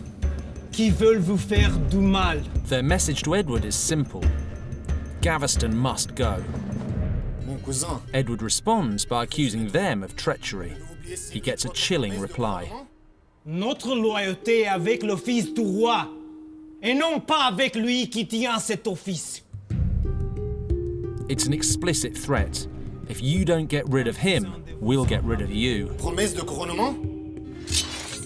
But whatever Lancaster threatens him with, on Gaveston, Edward won't budge. And Lancaster can't make him. yet. But the battle lines have been drawn. The bitter hatred between Edward and his cousin, and this fight over Gaveston, will define the whole future of the kingdom, and bloody murder will now stalk England for the rest of Edward's reign.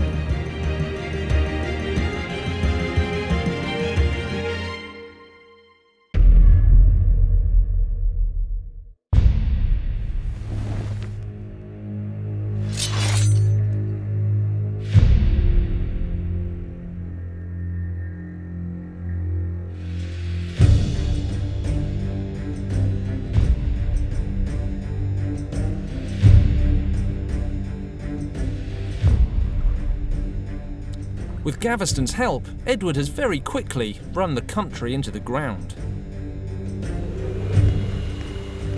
The finances, security, and political stability have all gone to the dogs. By 1310, Lancaster's patience is exhausted. He comes up with a plan to tear Edward and Gaveston apart.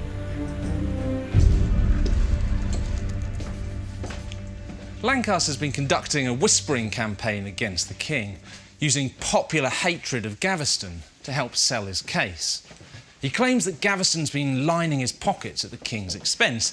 Now, annoying as Gaveston is, that's probably one of the few things he hasn't been doing.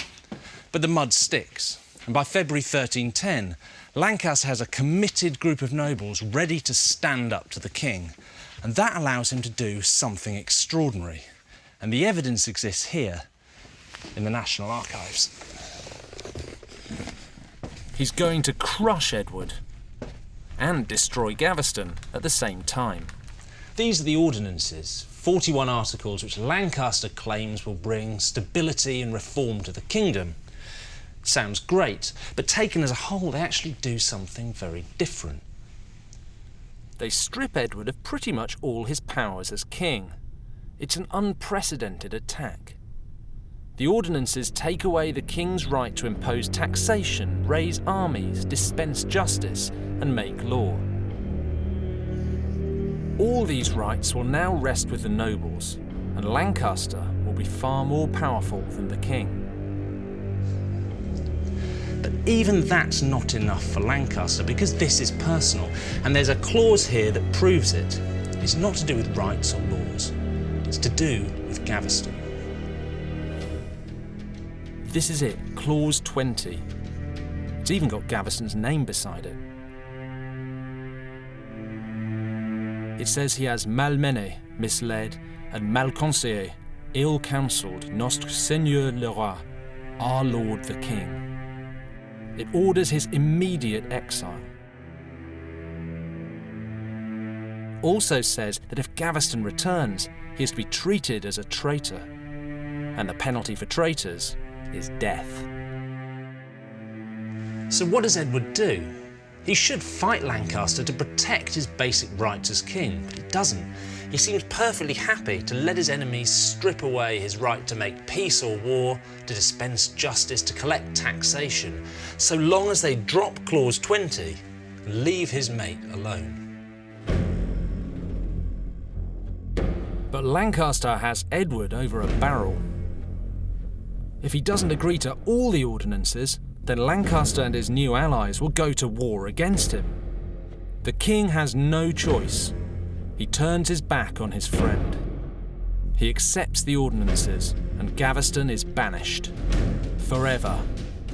On pain of death. It beggars belief that Edward would be willing to give up all his power just to save his friend. That's led people to suspect that Edward and Gaveston were more than just friends, that they were lovers, and that Edward's desire for Gaveston outweighed everything else. So is it true? Well, possibly.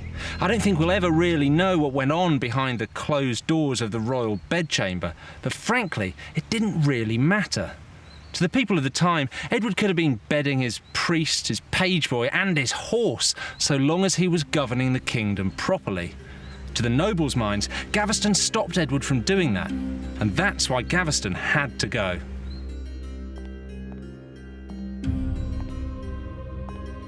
Lancaster may think he's finally got the king under control, but he hasn't, because when it comes to Gaveston, Edward is literally a law unto himself.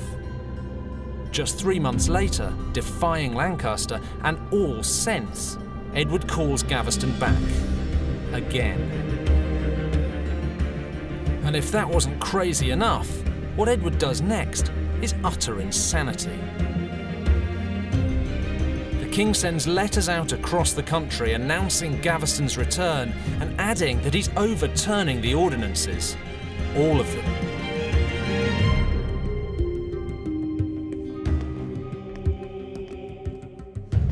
When Edward's letter's read out in town squares like this, it does two things. First, it brings England to the brink of civil war, and second, it paints a pretty big target on Gaveston's back. So you'd be forgiven for thinking this is just the start of some much bigger plan, but you'd be wrong, because actually, this is the plan. Edward's just going to overturn the ordinances and see what happens. And that's Edward all over. He's so fixated on what he wants today, he simply can't see what's obviously going to happen next. Lancaster's response is no surprise to anyone, except the king. Gaveston is hunted down and brought here to Warwick Castle, home of one of Lancaster's allies.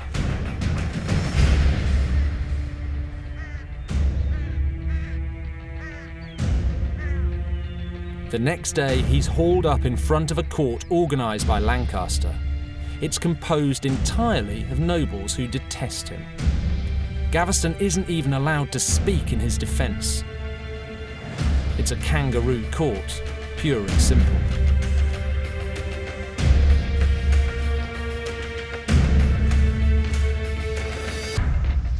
Make no mistake, Lancaster's crossing a line here.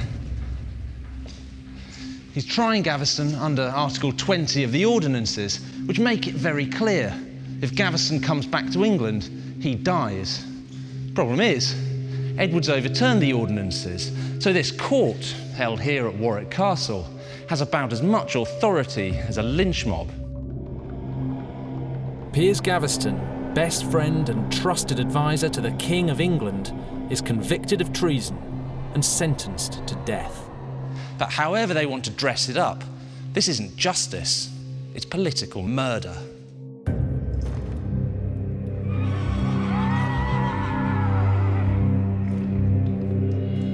On the 19th of June 1312, Lancaster's men march Piers Gaveston out of Warwick Castle, all the way to Blacklow Hill, for execution.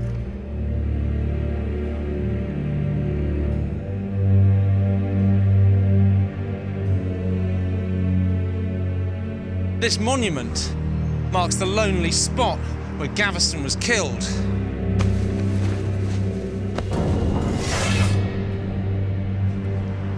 He's brought here because, unlike Warwick Castle, this land belongs to Lancaster, and he wants to send the king a message. He wants him to know who's doing this to him. This is personal.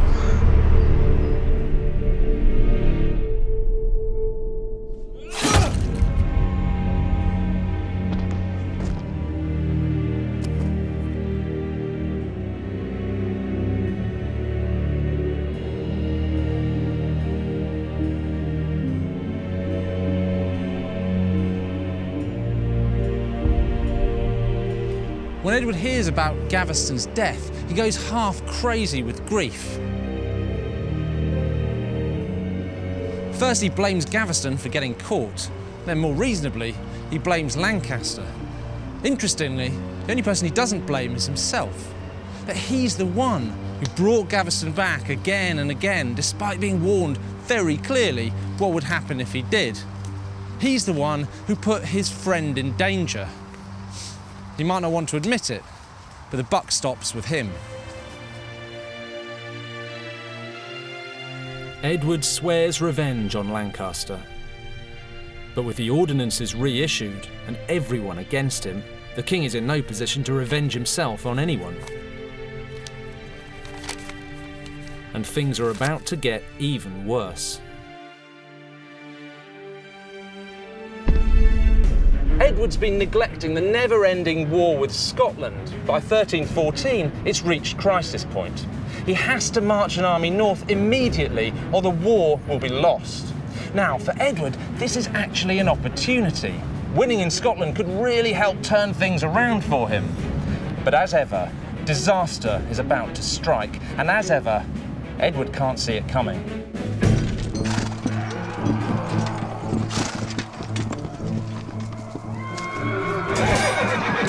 In the crucial battle that decides the war, Edward's army is massacred. And it's all Lancaster's fault. When Edward led his troops to Scotland, Lancaster was legally obliged to bring his forces to support him. The last thing Lancaster wants is to see Edward succeed. So when the time came to march north, Lancaster and his cronies simply didn't turn up. The king suffers a historic defeat. Most of his army are slaughtered. Edward is lucky to escape with his life. And there is now only one thing in his mind. He will do absolutely anything to get revenge on Lancaster.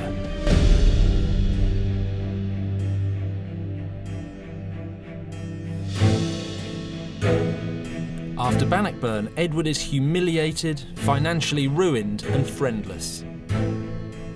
He desperately needs strong new allies to help him. And here at Caerphilly Castle, in the wild west of medieval Britain, is where he finds them. They're called the Dispensers.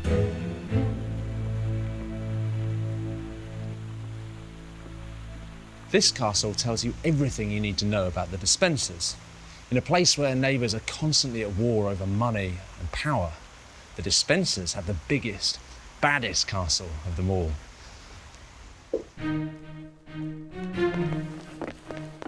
There are two of them, both called Hugh. Dad is a long-time supporter of Edward, but it's his son who's the driving force. Bienvenue tous les deux. Monsieur. Hugh Despenser Jr. is as ruthless as he is ambitious. He's not afraid to take on anyone, and he's got the brains and muscle to back it up. Marchez avec moi. The Dispensers help Edward drag himself out of the mire, restoring the royal finances and getting the country up and running again. In return, they get to do whatever the hell they like.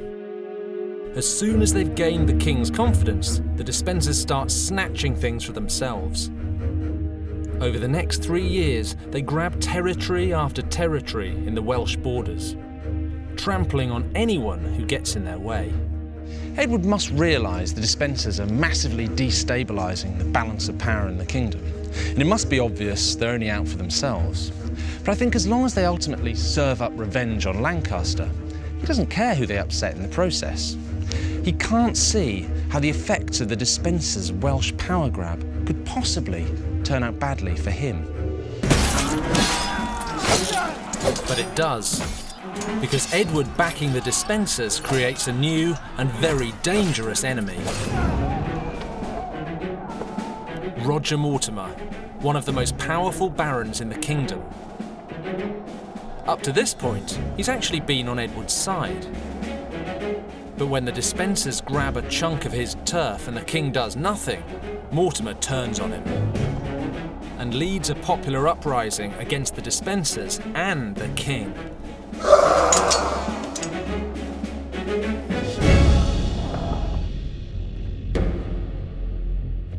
Mortimer's men kick the Dispensers out of Wales. Then they march on London.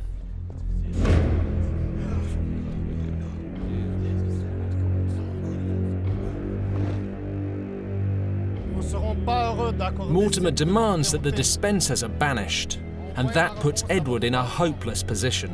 The king cannot be seen to back down, so he has to refuse.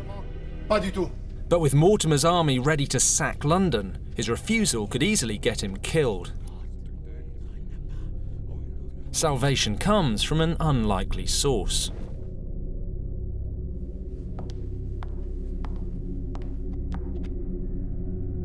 No longer a helpless child, 25-year-old Queen Isabella falls to her knees in front of the court and begs Edward to reconsider for her sake.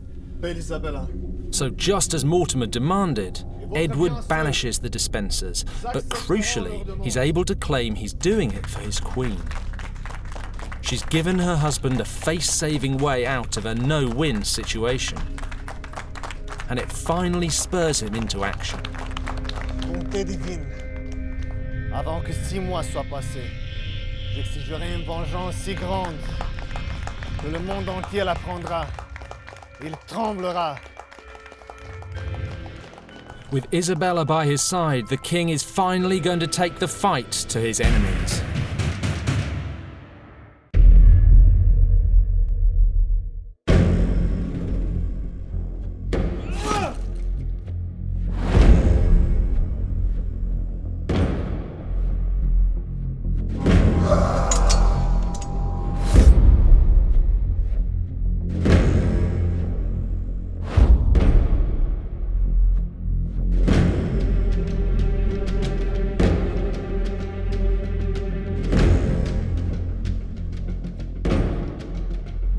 In October 1321, Queen Isabella makes a surprise stop here at Leeds Castle in Kent, seeking shelter on her way to Canterbury.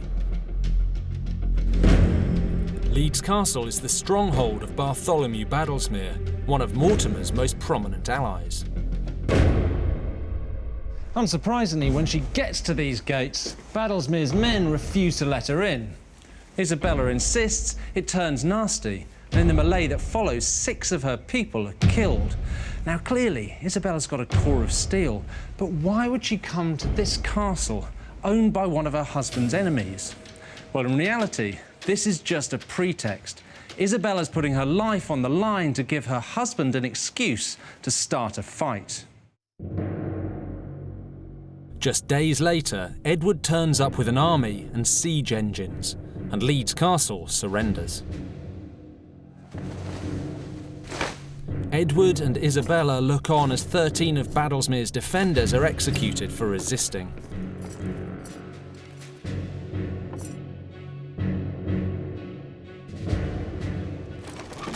Watching with them are the Despensers, Edward's ruthless enforcers, brought back from exile to manage his campaign.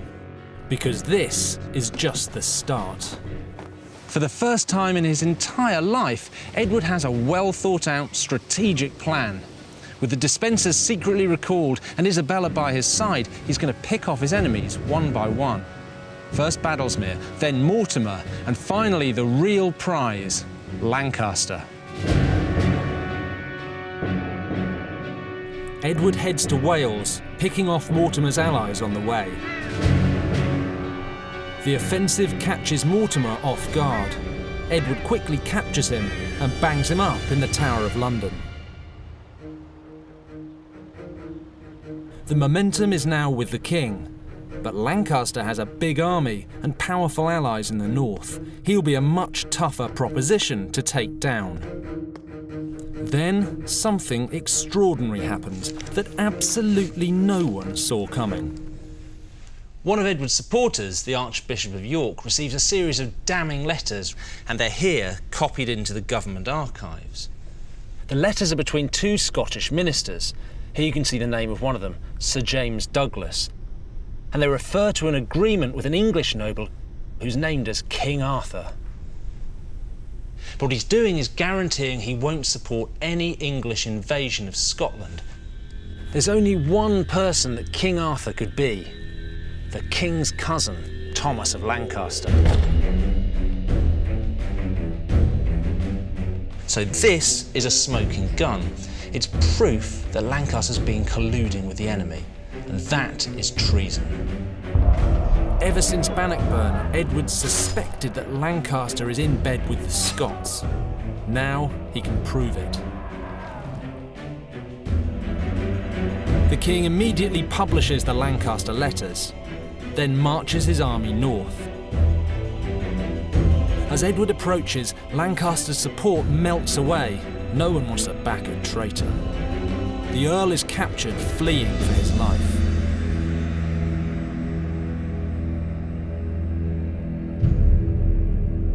This is what remains of Lancaster's favourite castle, Pontefract, and it's here that he's brought in chains to face Edward.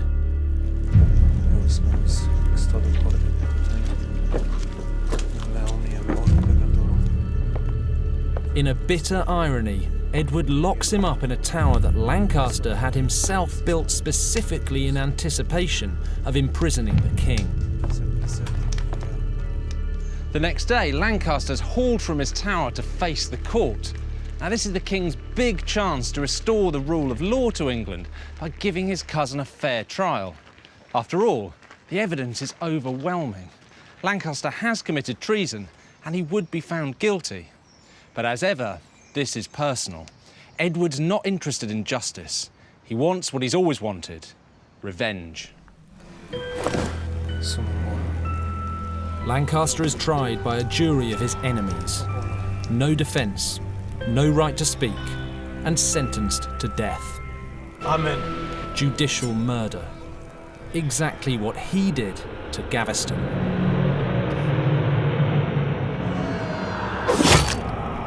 It takes 3 blows of the sword to kill Lancaster.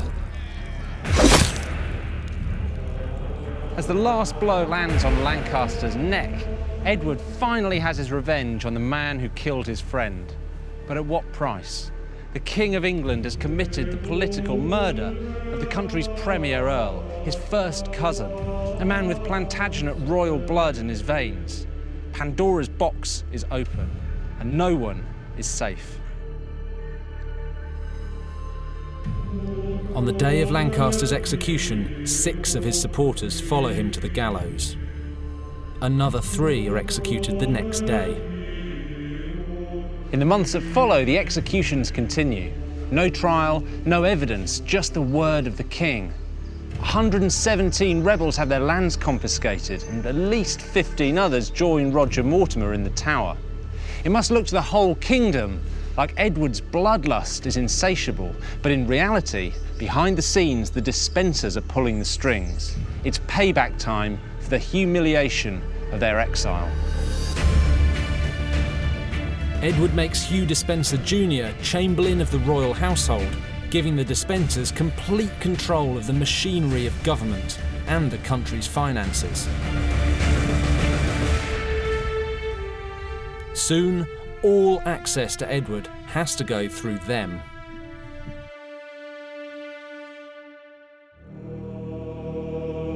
The Despenser regime makes them hated right across the kingdom. But the Despensers don't care. The king is now their puppet. And they're not done yet.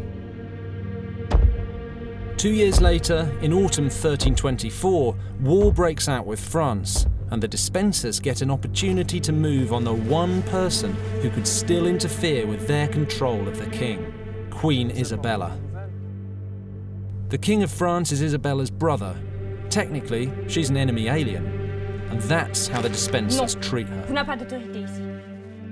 On national security grounds, they purge her household of French people, confiscate her lands, and her younger children are ripped from her to be looked after by Despenser's wife. No! Edward does nothing to help her.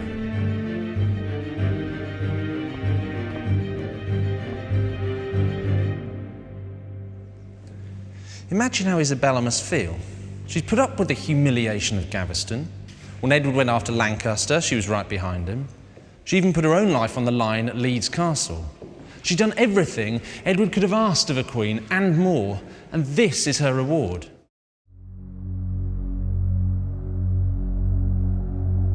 Edward can't know it, but this is the beginning of the end of his rule.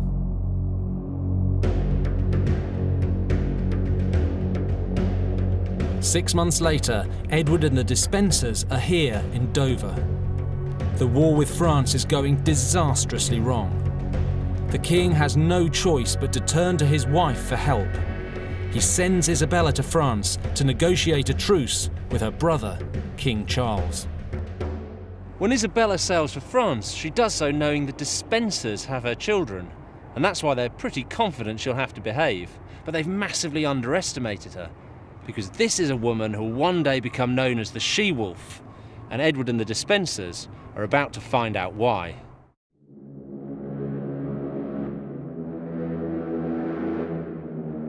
In France, Isabella's influence with her brother does the trick. She gets him to agree to a treaty. But there's a catch. The French king demands that Edward comes to France to seal the deal.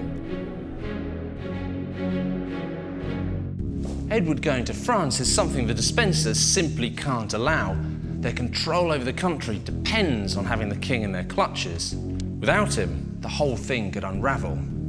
In desperation, the Despensers persuade Edward to send a message claiming to be ill, so they must be delighted when the reply comes back, expressing sympathy and saying that, under the circumstances, the French king would be happy to accept the homage of Edward's son, the 12-year-old Prince Edward, instead. Sounds reasonable?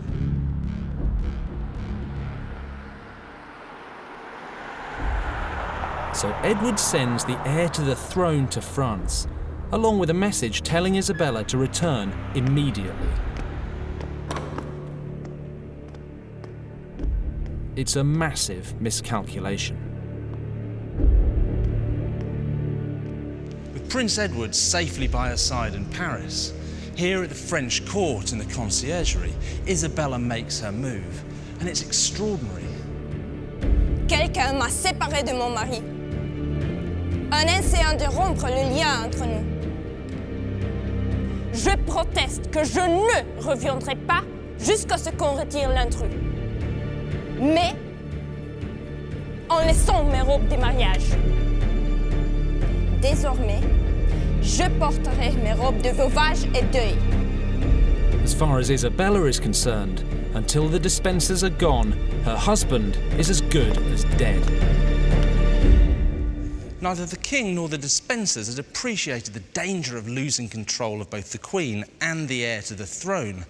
But with Isabella declared against them, she quickly becomes the focus for opposition. Edward and Hugh might have thought that by snatching her children, they could force her to toe the line, but they've no idea who they're dealing with.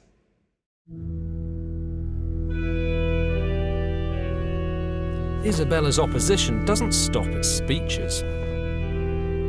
A month later, she's wearing her black robes of mourning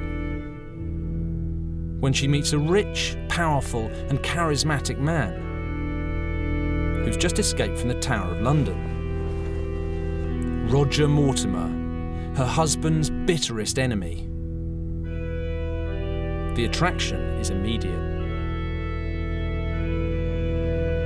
Within weeks, they're lovers. Even Paris is shocked. Isabella, the She-Wolf, and Roger Mortimer, sworn enemy of the king.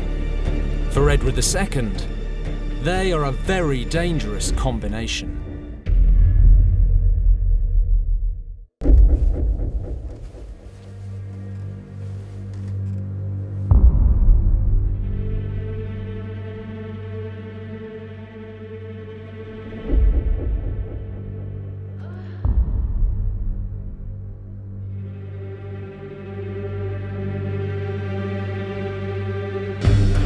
In the autumn of 1326, Isabella and Mortimer head back to England with one simple aim: regime change.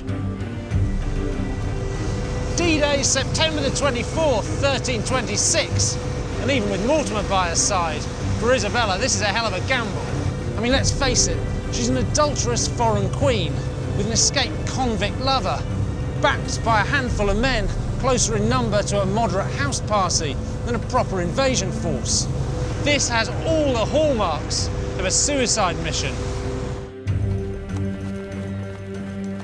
But Isabella and Mortimer have called it right.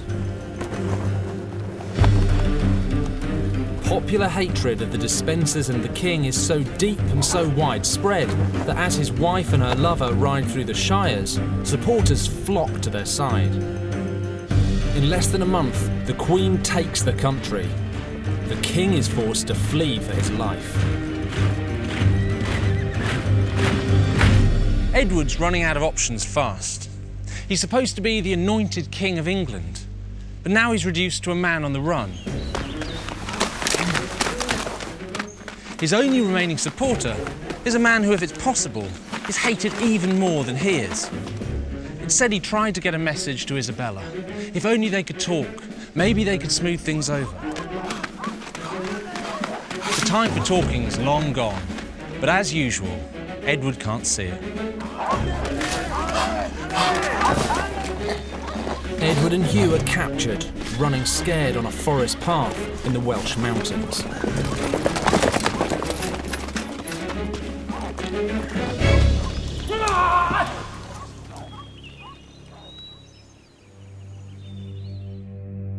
Isabella bangs Edward up in Kenilworth Castle. She hasn't decided what to do with him yet. But she's got big plans for Hugh Despenser. Despenser Sr. has already been beheaded and fed to the dogs. And he's the lucky one. When Hugh the Younger arrives here in Hereford and sees a 50-foot gallows being erected over the town, he probably begins to suspect the trial he's about to receive isn't going to be entirely fair.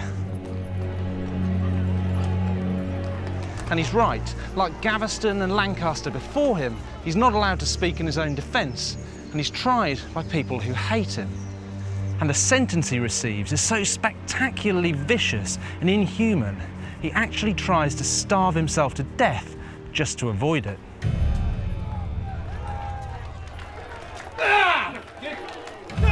In front of a huge crowd, Despenser is hung almost to the point of death.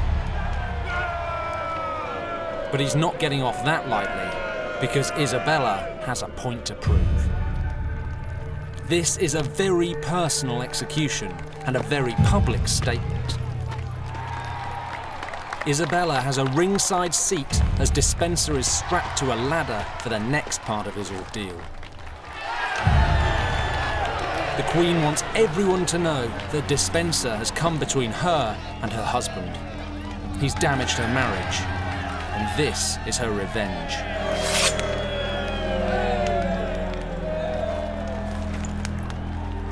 Despenser's genitals are cut off.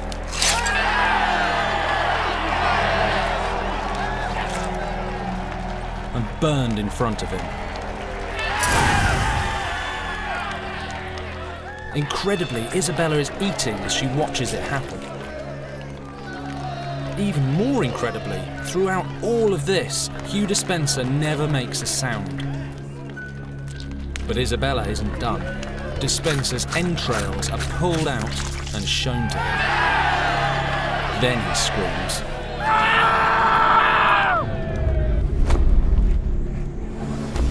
Finally, almost mercifully, he's beheaded.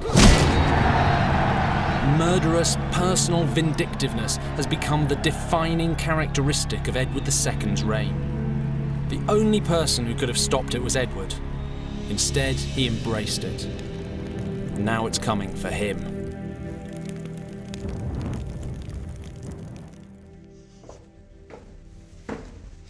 Edward, who's being held here at Kenilworth Castle, is Isabella and Mortimer's last remaining problem. He may be a defeated tyrant, but he's still the rightful King of England, anointed by God. On the other hand, they've been so blatant about their adultery, they can hardly just give him his crown back. So Edward's wife and her lover have him declared incorrigible, and he's deposed by Act of Parliament. Once King of England, he's now just plain Edward of Carnarvon, the place of his birth. For the first time since the Dark Ages, a reigning monarch has been forced from the throne. England has a new king, Edward III, but it's Isabella as regent who's really snatched the crown. The she-wolf has earned her name.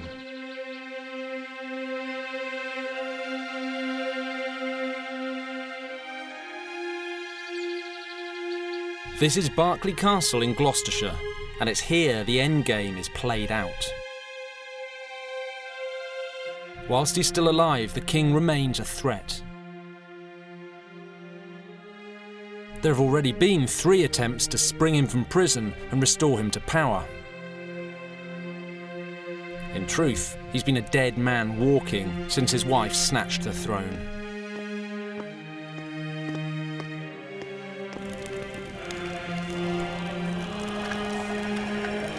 Publicly, it will be claimed that Edward has died of natural causes, but as news of his death spreads, suspicion of murder grows. The story we're told is that he's tortured and murdered by having a red-hot poker inserted via a trumpet device placed in his rectum.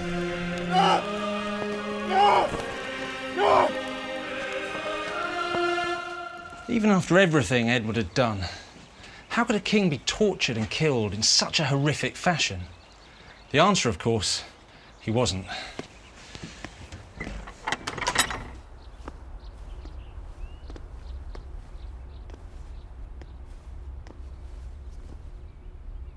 This is the room where Edward II was murdered.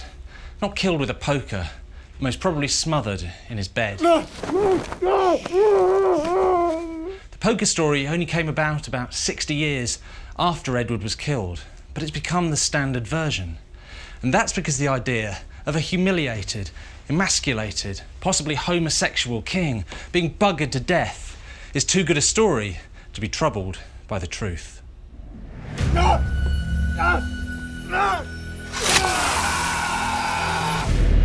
Next time, the Plantagenet story reaches its catastrophic climax as Richard II, the boy king who crushed the peasants' revolt, turns monstrous tyrant, and Henry Bolingbroke rises up to bring the whole dynasty crashing down.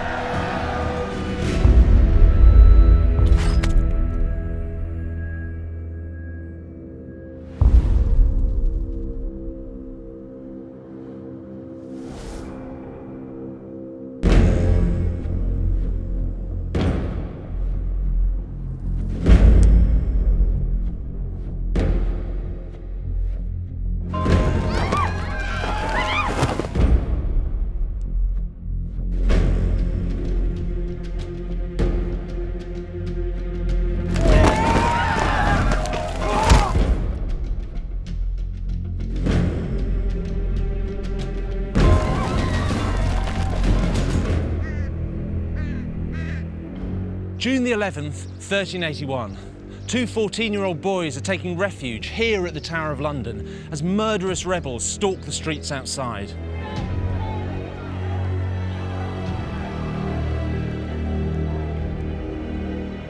The first of the boys is the king himself, Richard II, eighth in the unbroken line of Plantagenet kings. The second is his cousin, Henry Bolingbroke, son and heir of the Duke of Lancaster. They will change the face of England. But first, they have to survive this bloody crisis, and that's not exactly guaranteed. The only thing on the king's side is that it's not him the rebels are after. Richard II's been king since he was 10. Since then, his realm's been ruled by councillors. Now, in the eyes of the peasants, these councillors are greedy and evil. And how do you fix a problem like that? Well, you kill them, obviously.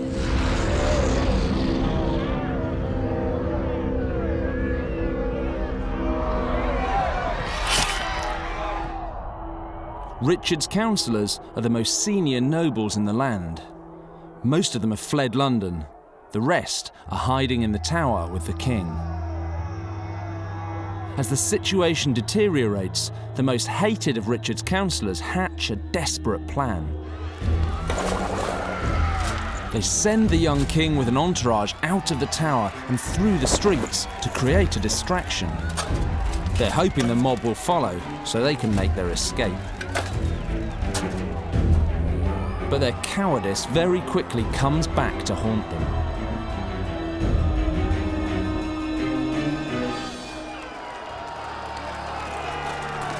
The rebels simply let Richard pass. He's not their target. His evil councillors are. Unfortunately for young Henry Bolingbroke, his dad, John of Gaunt, the king's uncle, is one of those evil councillors, which puts Henry directly in the firing line. And worse than that, he's stuck up in the Tower with the two most hated men in England, the King's Chancellor and his Treasurer. And the rebels, massed outside these walls, can smell blood. It was probably only the King's presence that was holding them back. But he's gone now. The mob storms the gates.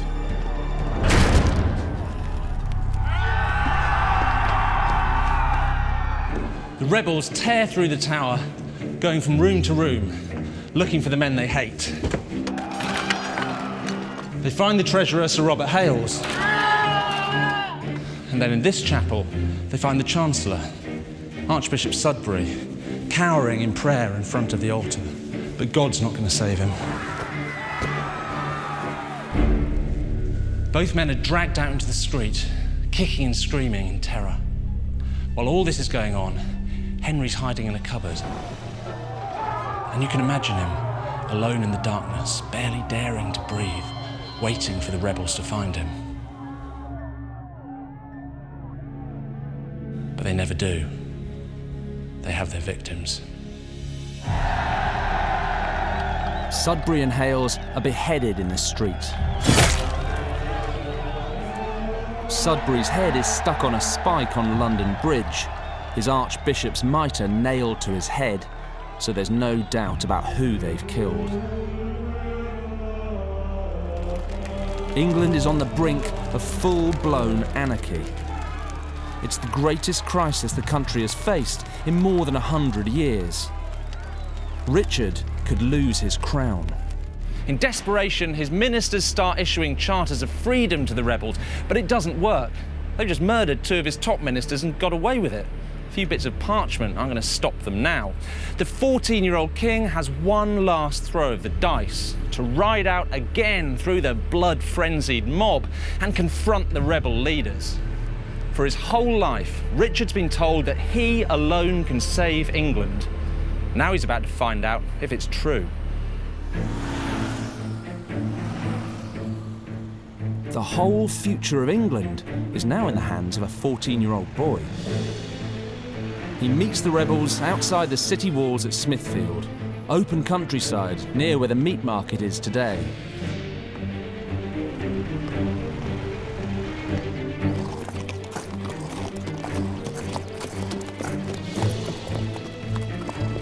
Wat Tyler, the fearsome rebel leader, comes across to make his demands.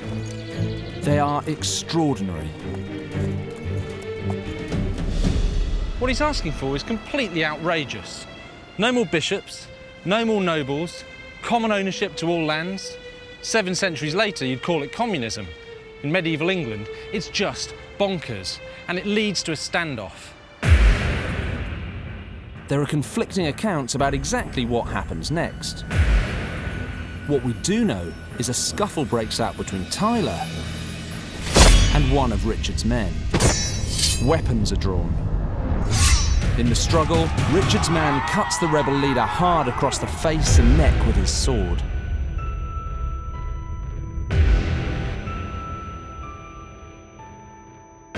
Tyler is mortally wounded.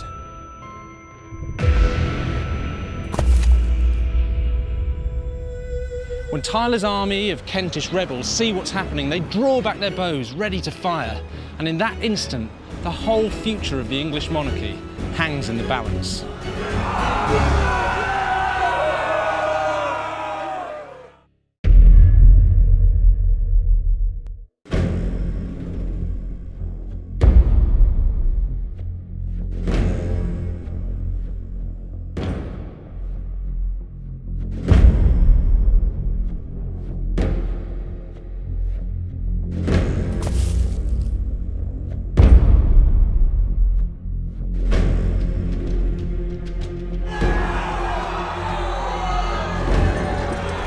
Faced with certain death, the king's terrified men turn to flee, but Richard doesn't.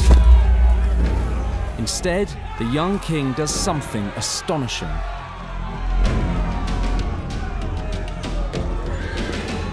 The 14-year-old charges alone straight towards the rebel ranks.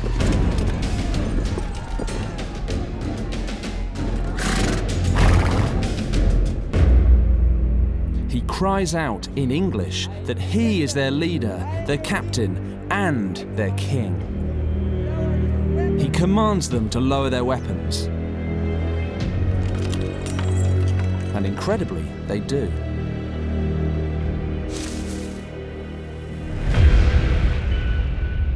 It's always been seen as an astonishing act of bravery by the young king. But I think there's more to it than that. For Richard's whole life, he's been told that he's the man to save England from terminal decline. All he's ever known is adulation. You are God's anointed king. Your people adore you. You will be mighty. After a while, that sort of thing can go to a kid's head. So when Richard rides out to meet the rebels, that's what's going through his mind. My people love me. God will protect me. And when the rebels kneel before him, it just confirms everything he's ever believed about himself. From this moment on, nothing will ever shake Richard's belief that God is on his side. He is the king, he is right, and he is invincible. When Richard orders the peasants home, they go happily, clutching their charters of freedom, safe in the knowledge that Richard is their man, their captain, their king. They are wrong.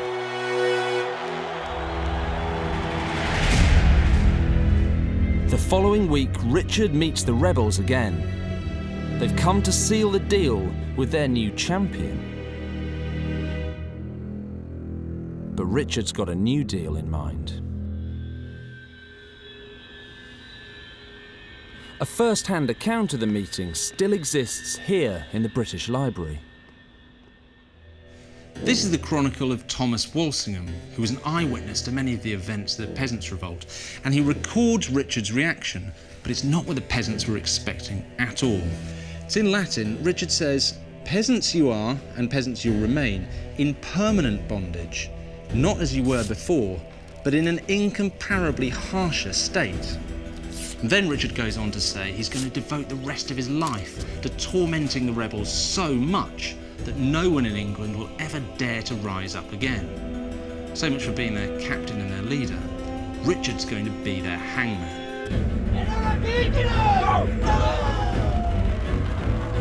In the months that follow, hundreds, possibly thousands of peasants are strung up by the king's men. His people never dare rise up against him again. Richard's terrifying ordeal at the hands of the rebels has taught him a lesson. A king doesn't need to be loved, he needs to be feared.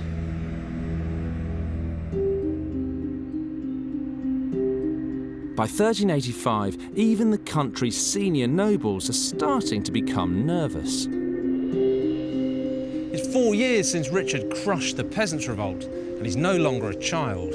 He's 19, he's married to Anne of Bohemia, daughter of the Holy Roman Emperor, and he's fed up with people telling him what to do.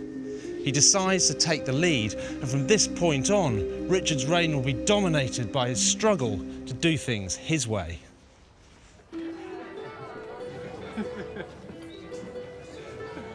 Richard and Anne are a great match, and the Queen is clearly a good influence on him. A young court of nobles springs up around them, led by the king's favourite, Robert de Vere. Like the king, his young court have little time for the old guard, men like his uncle Gloucester and the Archbishop of Canterbury. But Richard's under 21, so they can legitimately control his council, the equivalent of cabinet. They still think of him as a child. But he's not. When the Archbishop criticises Richard for keeping bad company, the king makes it crystal clear that he's not interested in his opinion anymore.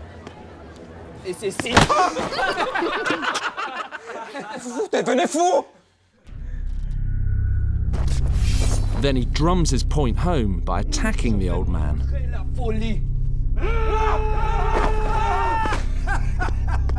He's only stopped from doing serious harm by the intervention of his uncle, Gloucester. This time, Richard climbs down. But egged on by de Vere and the others, the split between the king and his old councillors is only going to get worse. One important young noble's missing from the king's new entourage, his cousin Henry Bolingbroke, so far best known for hiding in a cupboard. Because while Richard's swanning about at court with his new pals, Henry's off fighting in tournaments and learning the business of war.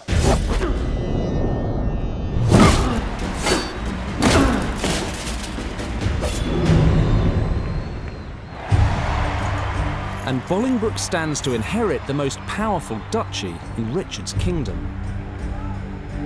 So despite his absence, Henry will have far more influence on the king's reign than any of his new friends.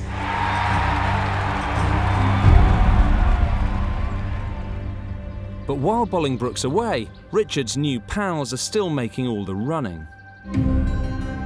The king's wresting control away from the old guard by replacing them on his council with his new friends like De Vere. But a crisis in the never-ending war with France is about to undo all Richard's plans.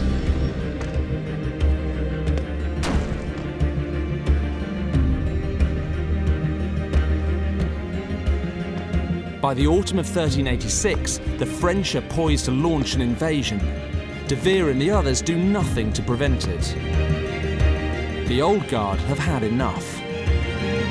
They go to Parliament and get them on side against the king and his young allies. The king's uncle is the man charged with telling Richard to get rid of them, or the old guard will. Gloucester delivers the ultimatum to Richard here at Eltham Palace. And given the king's tendency to blow his top at even the slightest attempt to curb his behaviour, Gloucester must have realised his nephew was never going to take this well. All the same, Richard's reaction absolutely floors him. He accuses his council and Parliament of treason and threatens to seek help from the French. If the old guard don't yield, he'll invite in the country's deadliest enemy to destroy them. Gloucester doesn't rise to the bait. He simply asks Richard to think about his great-grandfather, Edward II. It's an explicit threat. Gloucester has called the king's bluff. In a bloodless coup, all Richard's ministers are removed. Gloucester and the old guard retake control of the council and the country. But if they think they've got Richard under control, they're dead wrong, because the king is more devious, more cunning, and more ruthless than anyone has dared to imagine. On va répondre à cette question justement. Est-ce que les actions de ce... Richard and De Vere organise a secret meeting of judges. The king sees the actions of the old guard as treason. C'est la trahison, rien de moins. Unfortunately, that's not what the law says. Richard has a simple solution to that. Change the law. No sane judge would ever agree, but then it all depends on how you ask them.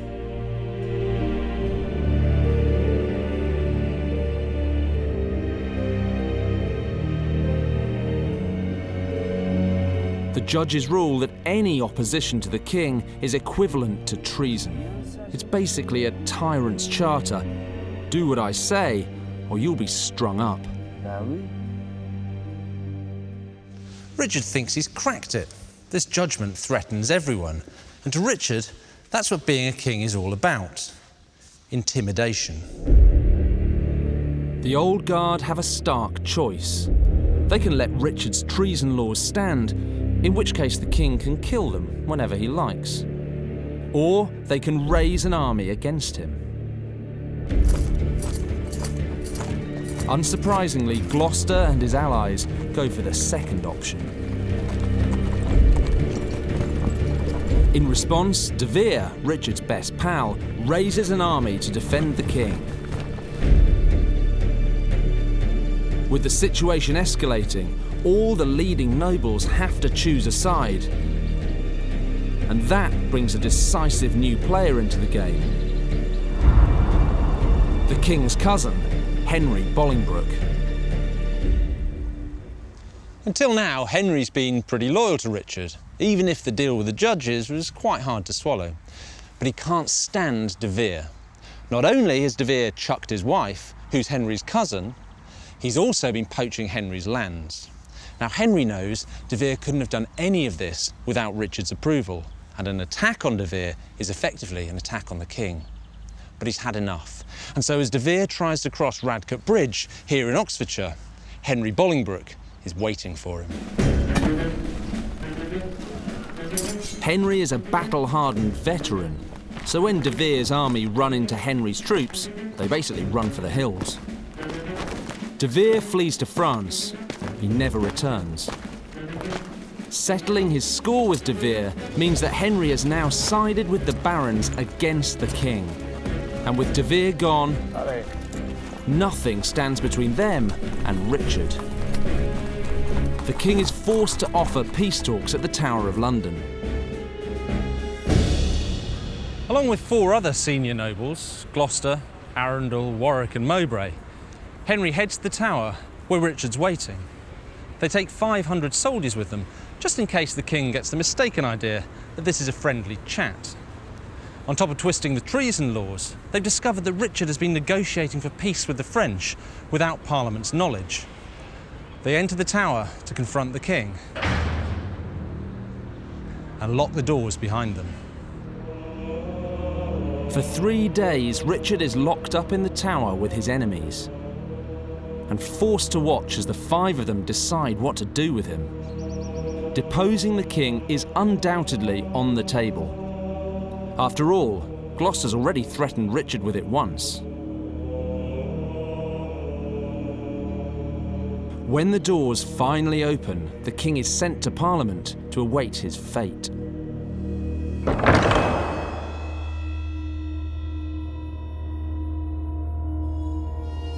It's a packed house as the 5 lords return from the Tower to deliver their verdict. Everyone is expecting them to force Richard to abdicate. But they don't. Instead, all 5 bow low and swear allegiance to the king. Je le jure. Je le jure. Despite everything he's done, Richard survives. It's an astonishing turnaround.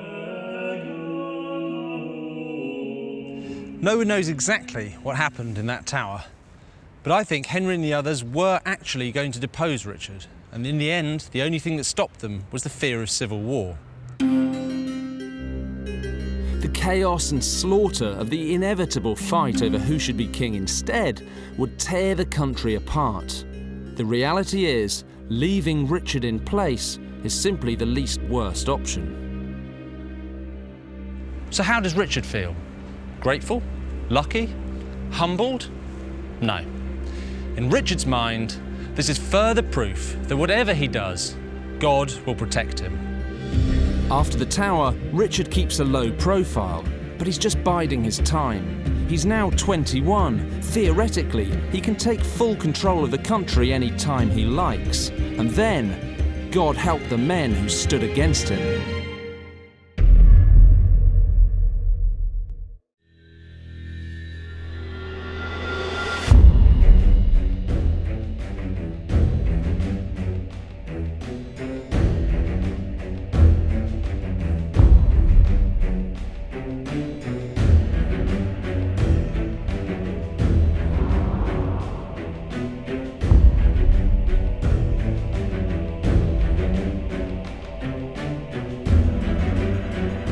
With Richard in charge, the old guard probably fear the worst. But getting the power he's always craved seems to calm him down. Astonishingly, peace breaks out. The king agrees a truce with France, and in Henry's absence, he even makes up with Gloucester and the others. It looks like Richard's grown out of his youthful malice. But he hasn't. While all this public peace and reconciliation is going on, Richard's quietly doing something that will completely alter the balance of power in the kingdom. He's raising a private army in the north of England. But this isn't an army paid for or approved by Parliament. It's a band of private mercenaries with no loyalty to anyone but Richard himself. The emblem he chooses for his soldiers is the white hart. Strange, isn't it? This is more like the behaviour of a warlord than a king. So what's he up to? Well, incredibly, more than 6 centuries on, there is a way to peer inside the mind of Richard II, and it's here at the National Gallery. This is the Wilton Diptych. It's a portrait painted for Richard at around this time. And everything you see in it, every aspect of the symbolism, is here because Richard wants it here. But even though this was painted when he was a fully grown man, he's presented here as though he was still 14 years old, the age of his greatest triumph in the Peasants' Revolt.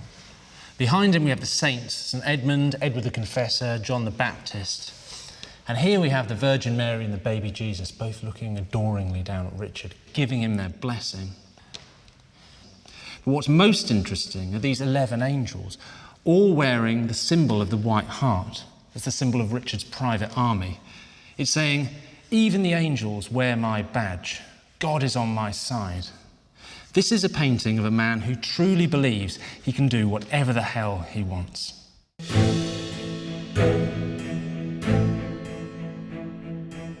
3 years after leaving England, Henry Bolingbroke returns. The kingdom has changed a lot. Richard may have brought peace to the country, but the white hart, symbol of his personal power, is everywhere. On flags, buildings, statues, windows, and of course, on the king's private soldiers. And they're everywhere too. It seems threatening, with good reason. Henry must have been sweating it. The last time he saw his cousin, he all but deposed him. Cousin, nous vous accueillons à notre cour. But Richard graciously welcomes him back. The nasty business in the Tower of London seems forgotten. He even makes Henry a trusted counsellor and diplomat. After all, they are cousins.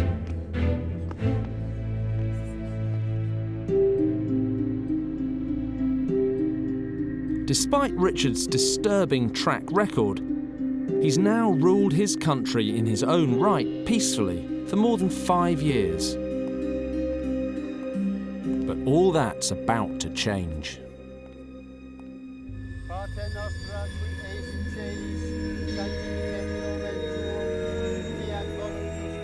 Richard's queen, Anne of Bohemia, dies suddenly at just 28. The king is utterly inconsolable and properly unhinged. I think Anne was some sort of stabilising influence on him. Now she's gone, there's nothing holding him back. And that's apparent straight away when Arundel, one of the 5 from the Tower, turns up late to her funeral.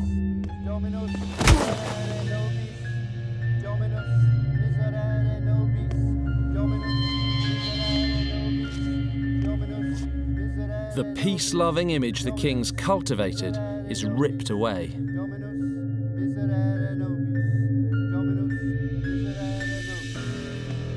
Here in Westminster Abbey, there's direct evidence of the real Richard that emerges.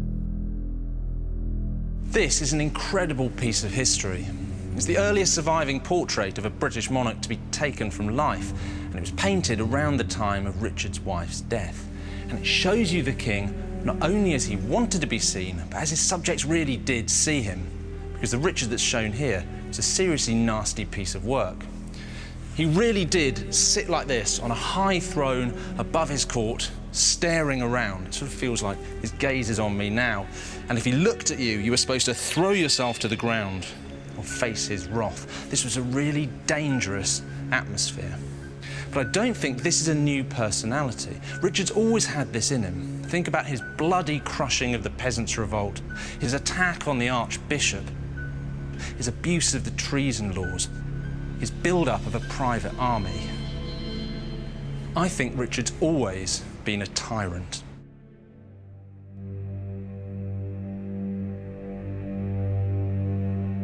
Backed by his private army, the king reinstates his version of the treason law. Anybody who opposes him now faces death. The monster has been unleashed.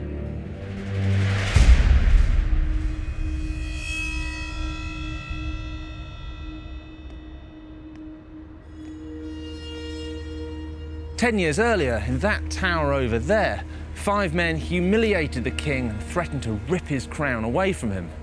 Now, one way or another, Richard's going to crush them. This is a vendetta, pure and simple. Richard's tried being a nice guy. He didn't like it. As one chronicler of the time wrote, this is the year that Richard's tyranny began."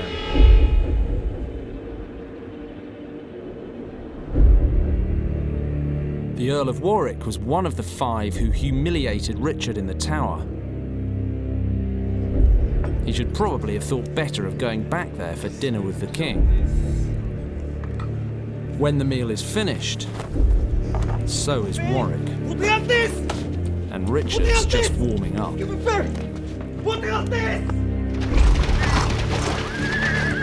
Gloucester was the ringleader of the 5 who threatened him.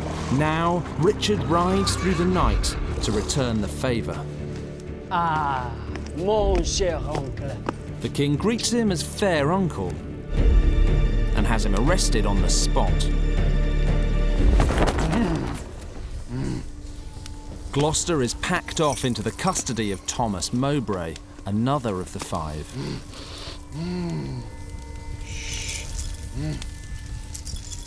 To atone for his sins, he's now the king's hatchet man. Sint super nos omnes malediciones. The 4th man, Arundel, is arrested and imprisoned as well. He too is charged with treason.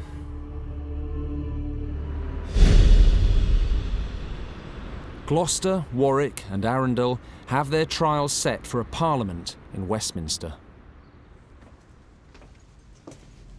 Just like today, Westminster Hall's under construction, so Parliament's held in a wooden hall next door. It opens with a sermon from Ezekiel. There'll be one king over them all. And indeed there is, because towering above them on a specially built high throne is Richard, with 300 of his White Hart archers at his back. The message is simple: you're either with the king or you're against him. There is no politics now, just life or death.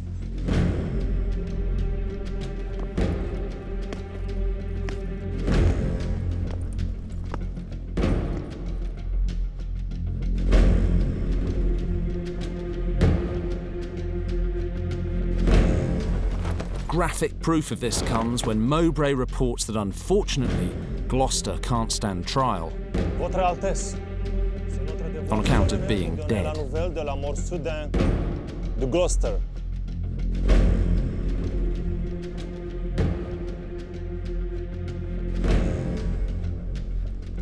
Luckily, before he died, he made a full confession, admitting to all Richard's charges.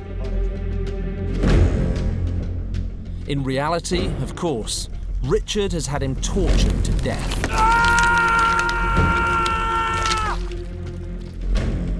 Henry Bolingbroke was the 5th man in the Tower, and not for the first time. He has to choose a side. Join with the king, or share Gloucester's fate.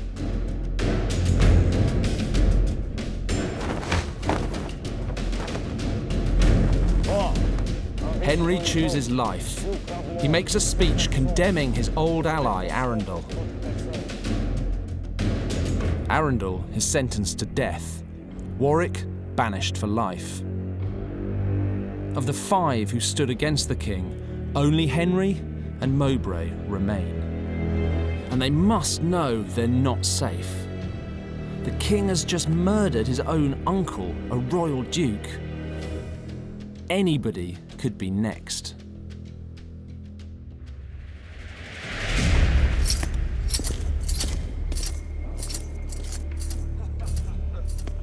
Three months later, as fear and paranoia stalk the land, Henry is called to a secret meeting.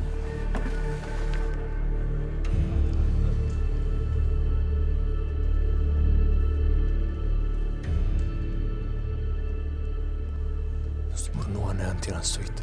Mowbray tells him that the king is plotting against them. Mowbray may well be telling the truth, but this could easily be a trap. Et vous aurez bientôt ma réponse. Henry can't risk it. He goes straight to the king and denounces Mowbray. But since it was a private conversation, there are no witnesses to prove who is telling the truth. This is perfect for the king. He declares the case can't be proven and exiles them both. Henry for 10 years, Mowbray for life. In one fell swoop, the last 2 of the 5 from the tower are gone. Richard's revenge is complete. He believes no one can challenge him. But Henry Bolingbroke will now be watching the king's every move from exile in France. Richard should have killed him. What happens next shows just what a ruthless tyrant Richard's become. With Bolingbroke and Mowbray out of the way, Richard sends his thugs round to the houses of all the other nobles he suspects and forces them to put their seals on pieces of blank parchment. Once he has those, he can write on them pretty much anything he wants. I'll give the king £10,000. I'll leave the king my lands and all my castles. I am a traitor. If anyone puts a foot out of line, or even if they don't, Richard can destroy them.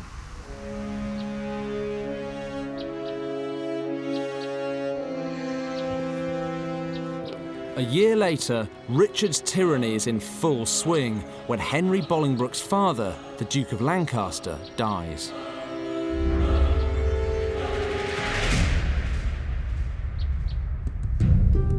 This is what remains of Pontefract Castle in Yorkshire. Just one of more than 30 castles Henry Bolingbroke should now inherit as part of the largest duchy in the kingdom. It will make Henry the most powerful noble in England. But given the history between the king and his cousin, there's no way Richard can allow that to happen. So with Henry still banished, Richard just takes the lot for himself. But in doing so, he undermines the whole basis of law and order in England, the right to property and inheritance. And he's given Henry Bolingbroke the excuse he's been waiting for to take the king down.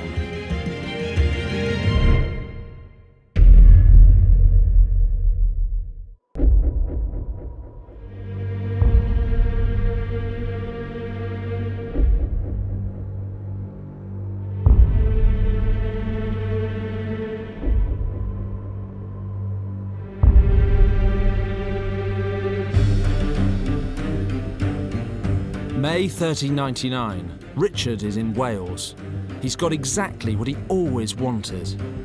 Everyone in his kingdom fears him. But even that's not enough.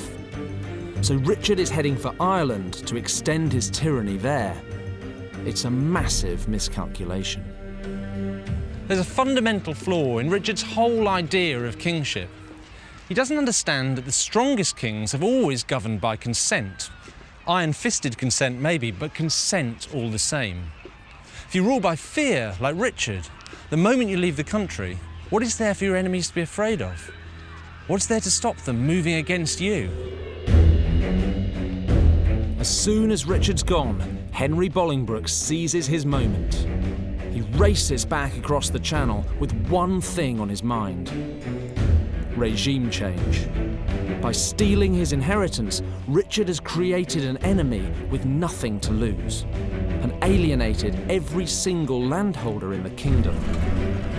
The nobles of England flock to Henry's side.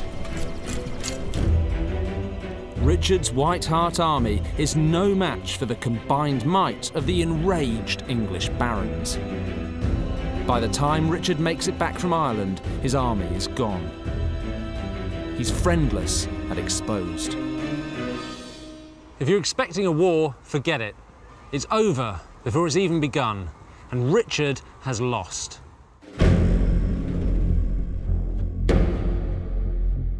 The king is forced to surrender to his cousin. Henry takes him to London and bangs him up in the Tower. 12 years before, Henry Bolingbroke was one of the 5 nobles who backed away from deposing Richard.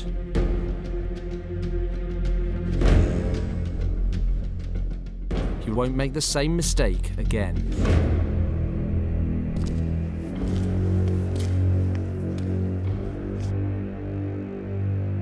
This time, he's going to take the throne. Votre couronne, monsieur. According to one chronicler, the king was so enraged that he could hardly speak. And when he did, it was to make a threat. Je dis que vous comportez comme des très trompeurs. Et je vais découvrir ça. Et je vais lutter contre 4 de votre meilleurs hommes. Et voici ma promesse! This is pretty funny, really. If there's one thing Richard isn't, it's physically brave. And even if he were, Henry's been a crusader, a tournament champ. He'd toast Richard on his own. All Richard knows is fear, but without the men or the authority to back him up, he's nothing. He's reduced to shouting. It's a temper tantrum.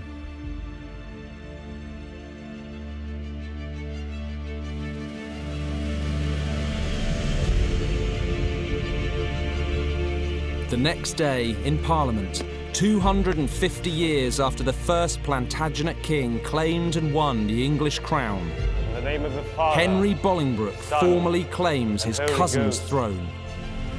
I, Henry of Lancaster, challenge this realm of England and the crown with all the members and the appurtenances that I am descendant by the right line of blood coming from the good Lord, King Henry III. By claiming the throne not in Latin or French, but in English, the first king to do so since the Norman conquest, Henry's sending a very clear message. I am not like Richard. His tyranny is over.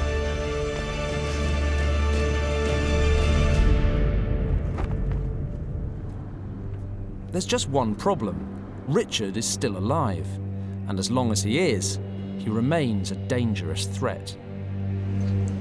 No one knows for sure how Richard II died, but what we do know is that he was being held in a room in this tower on January the 6th, 1400, when the last plot to spring him was foiled.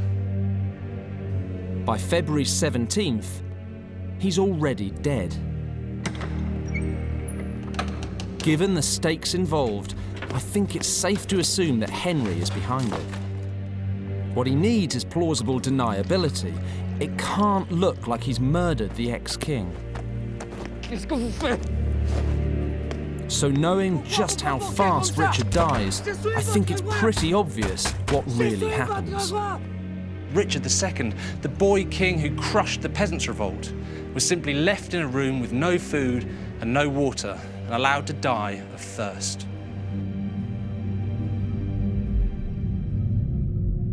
It's a grim way to die.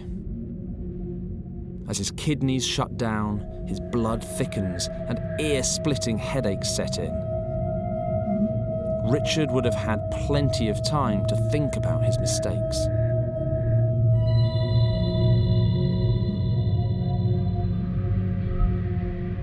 The king dies without a mark on him. So technically no one, especially not the new king, has blood on their hands. Richard II is dead. It's the end of one of the greatest periods in British history.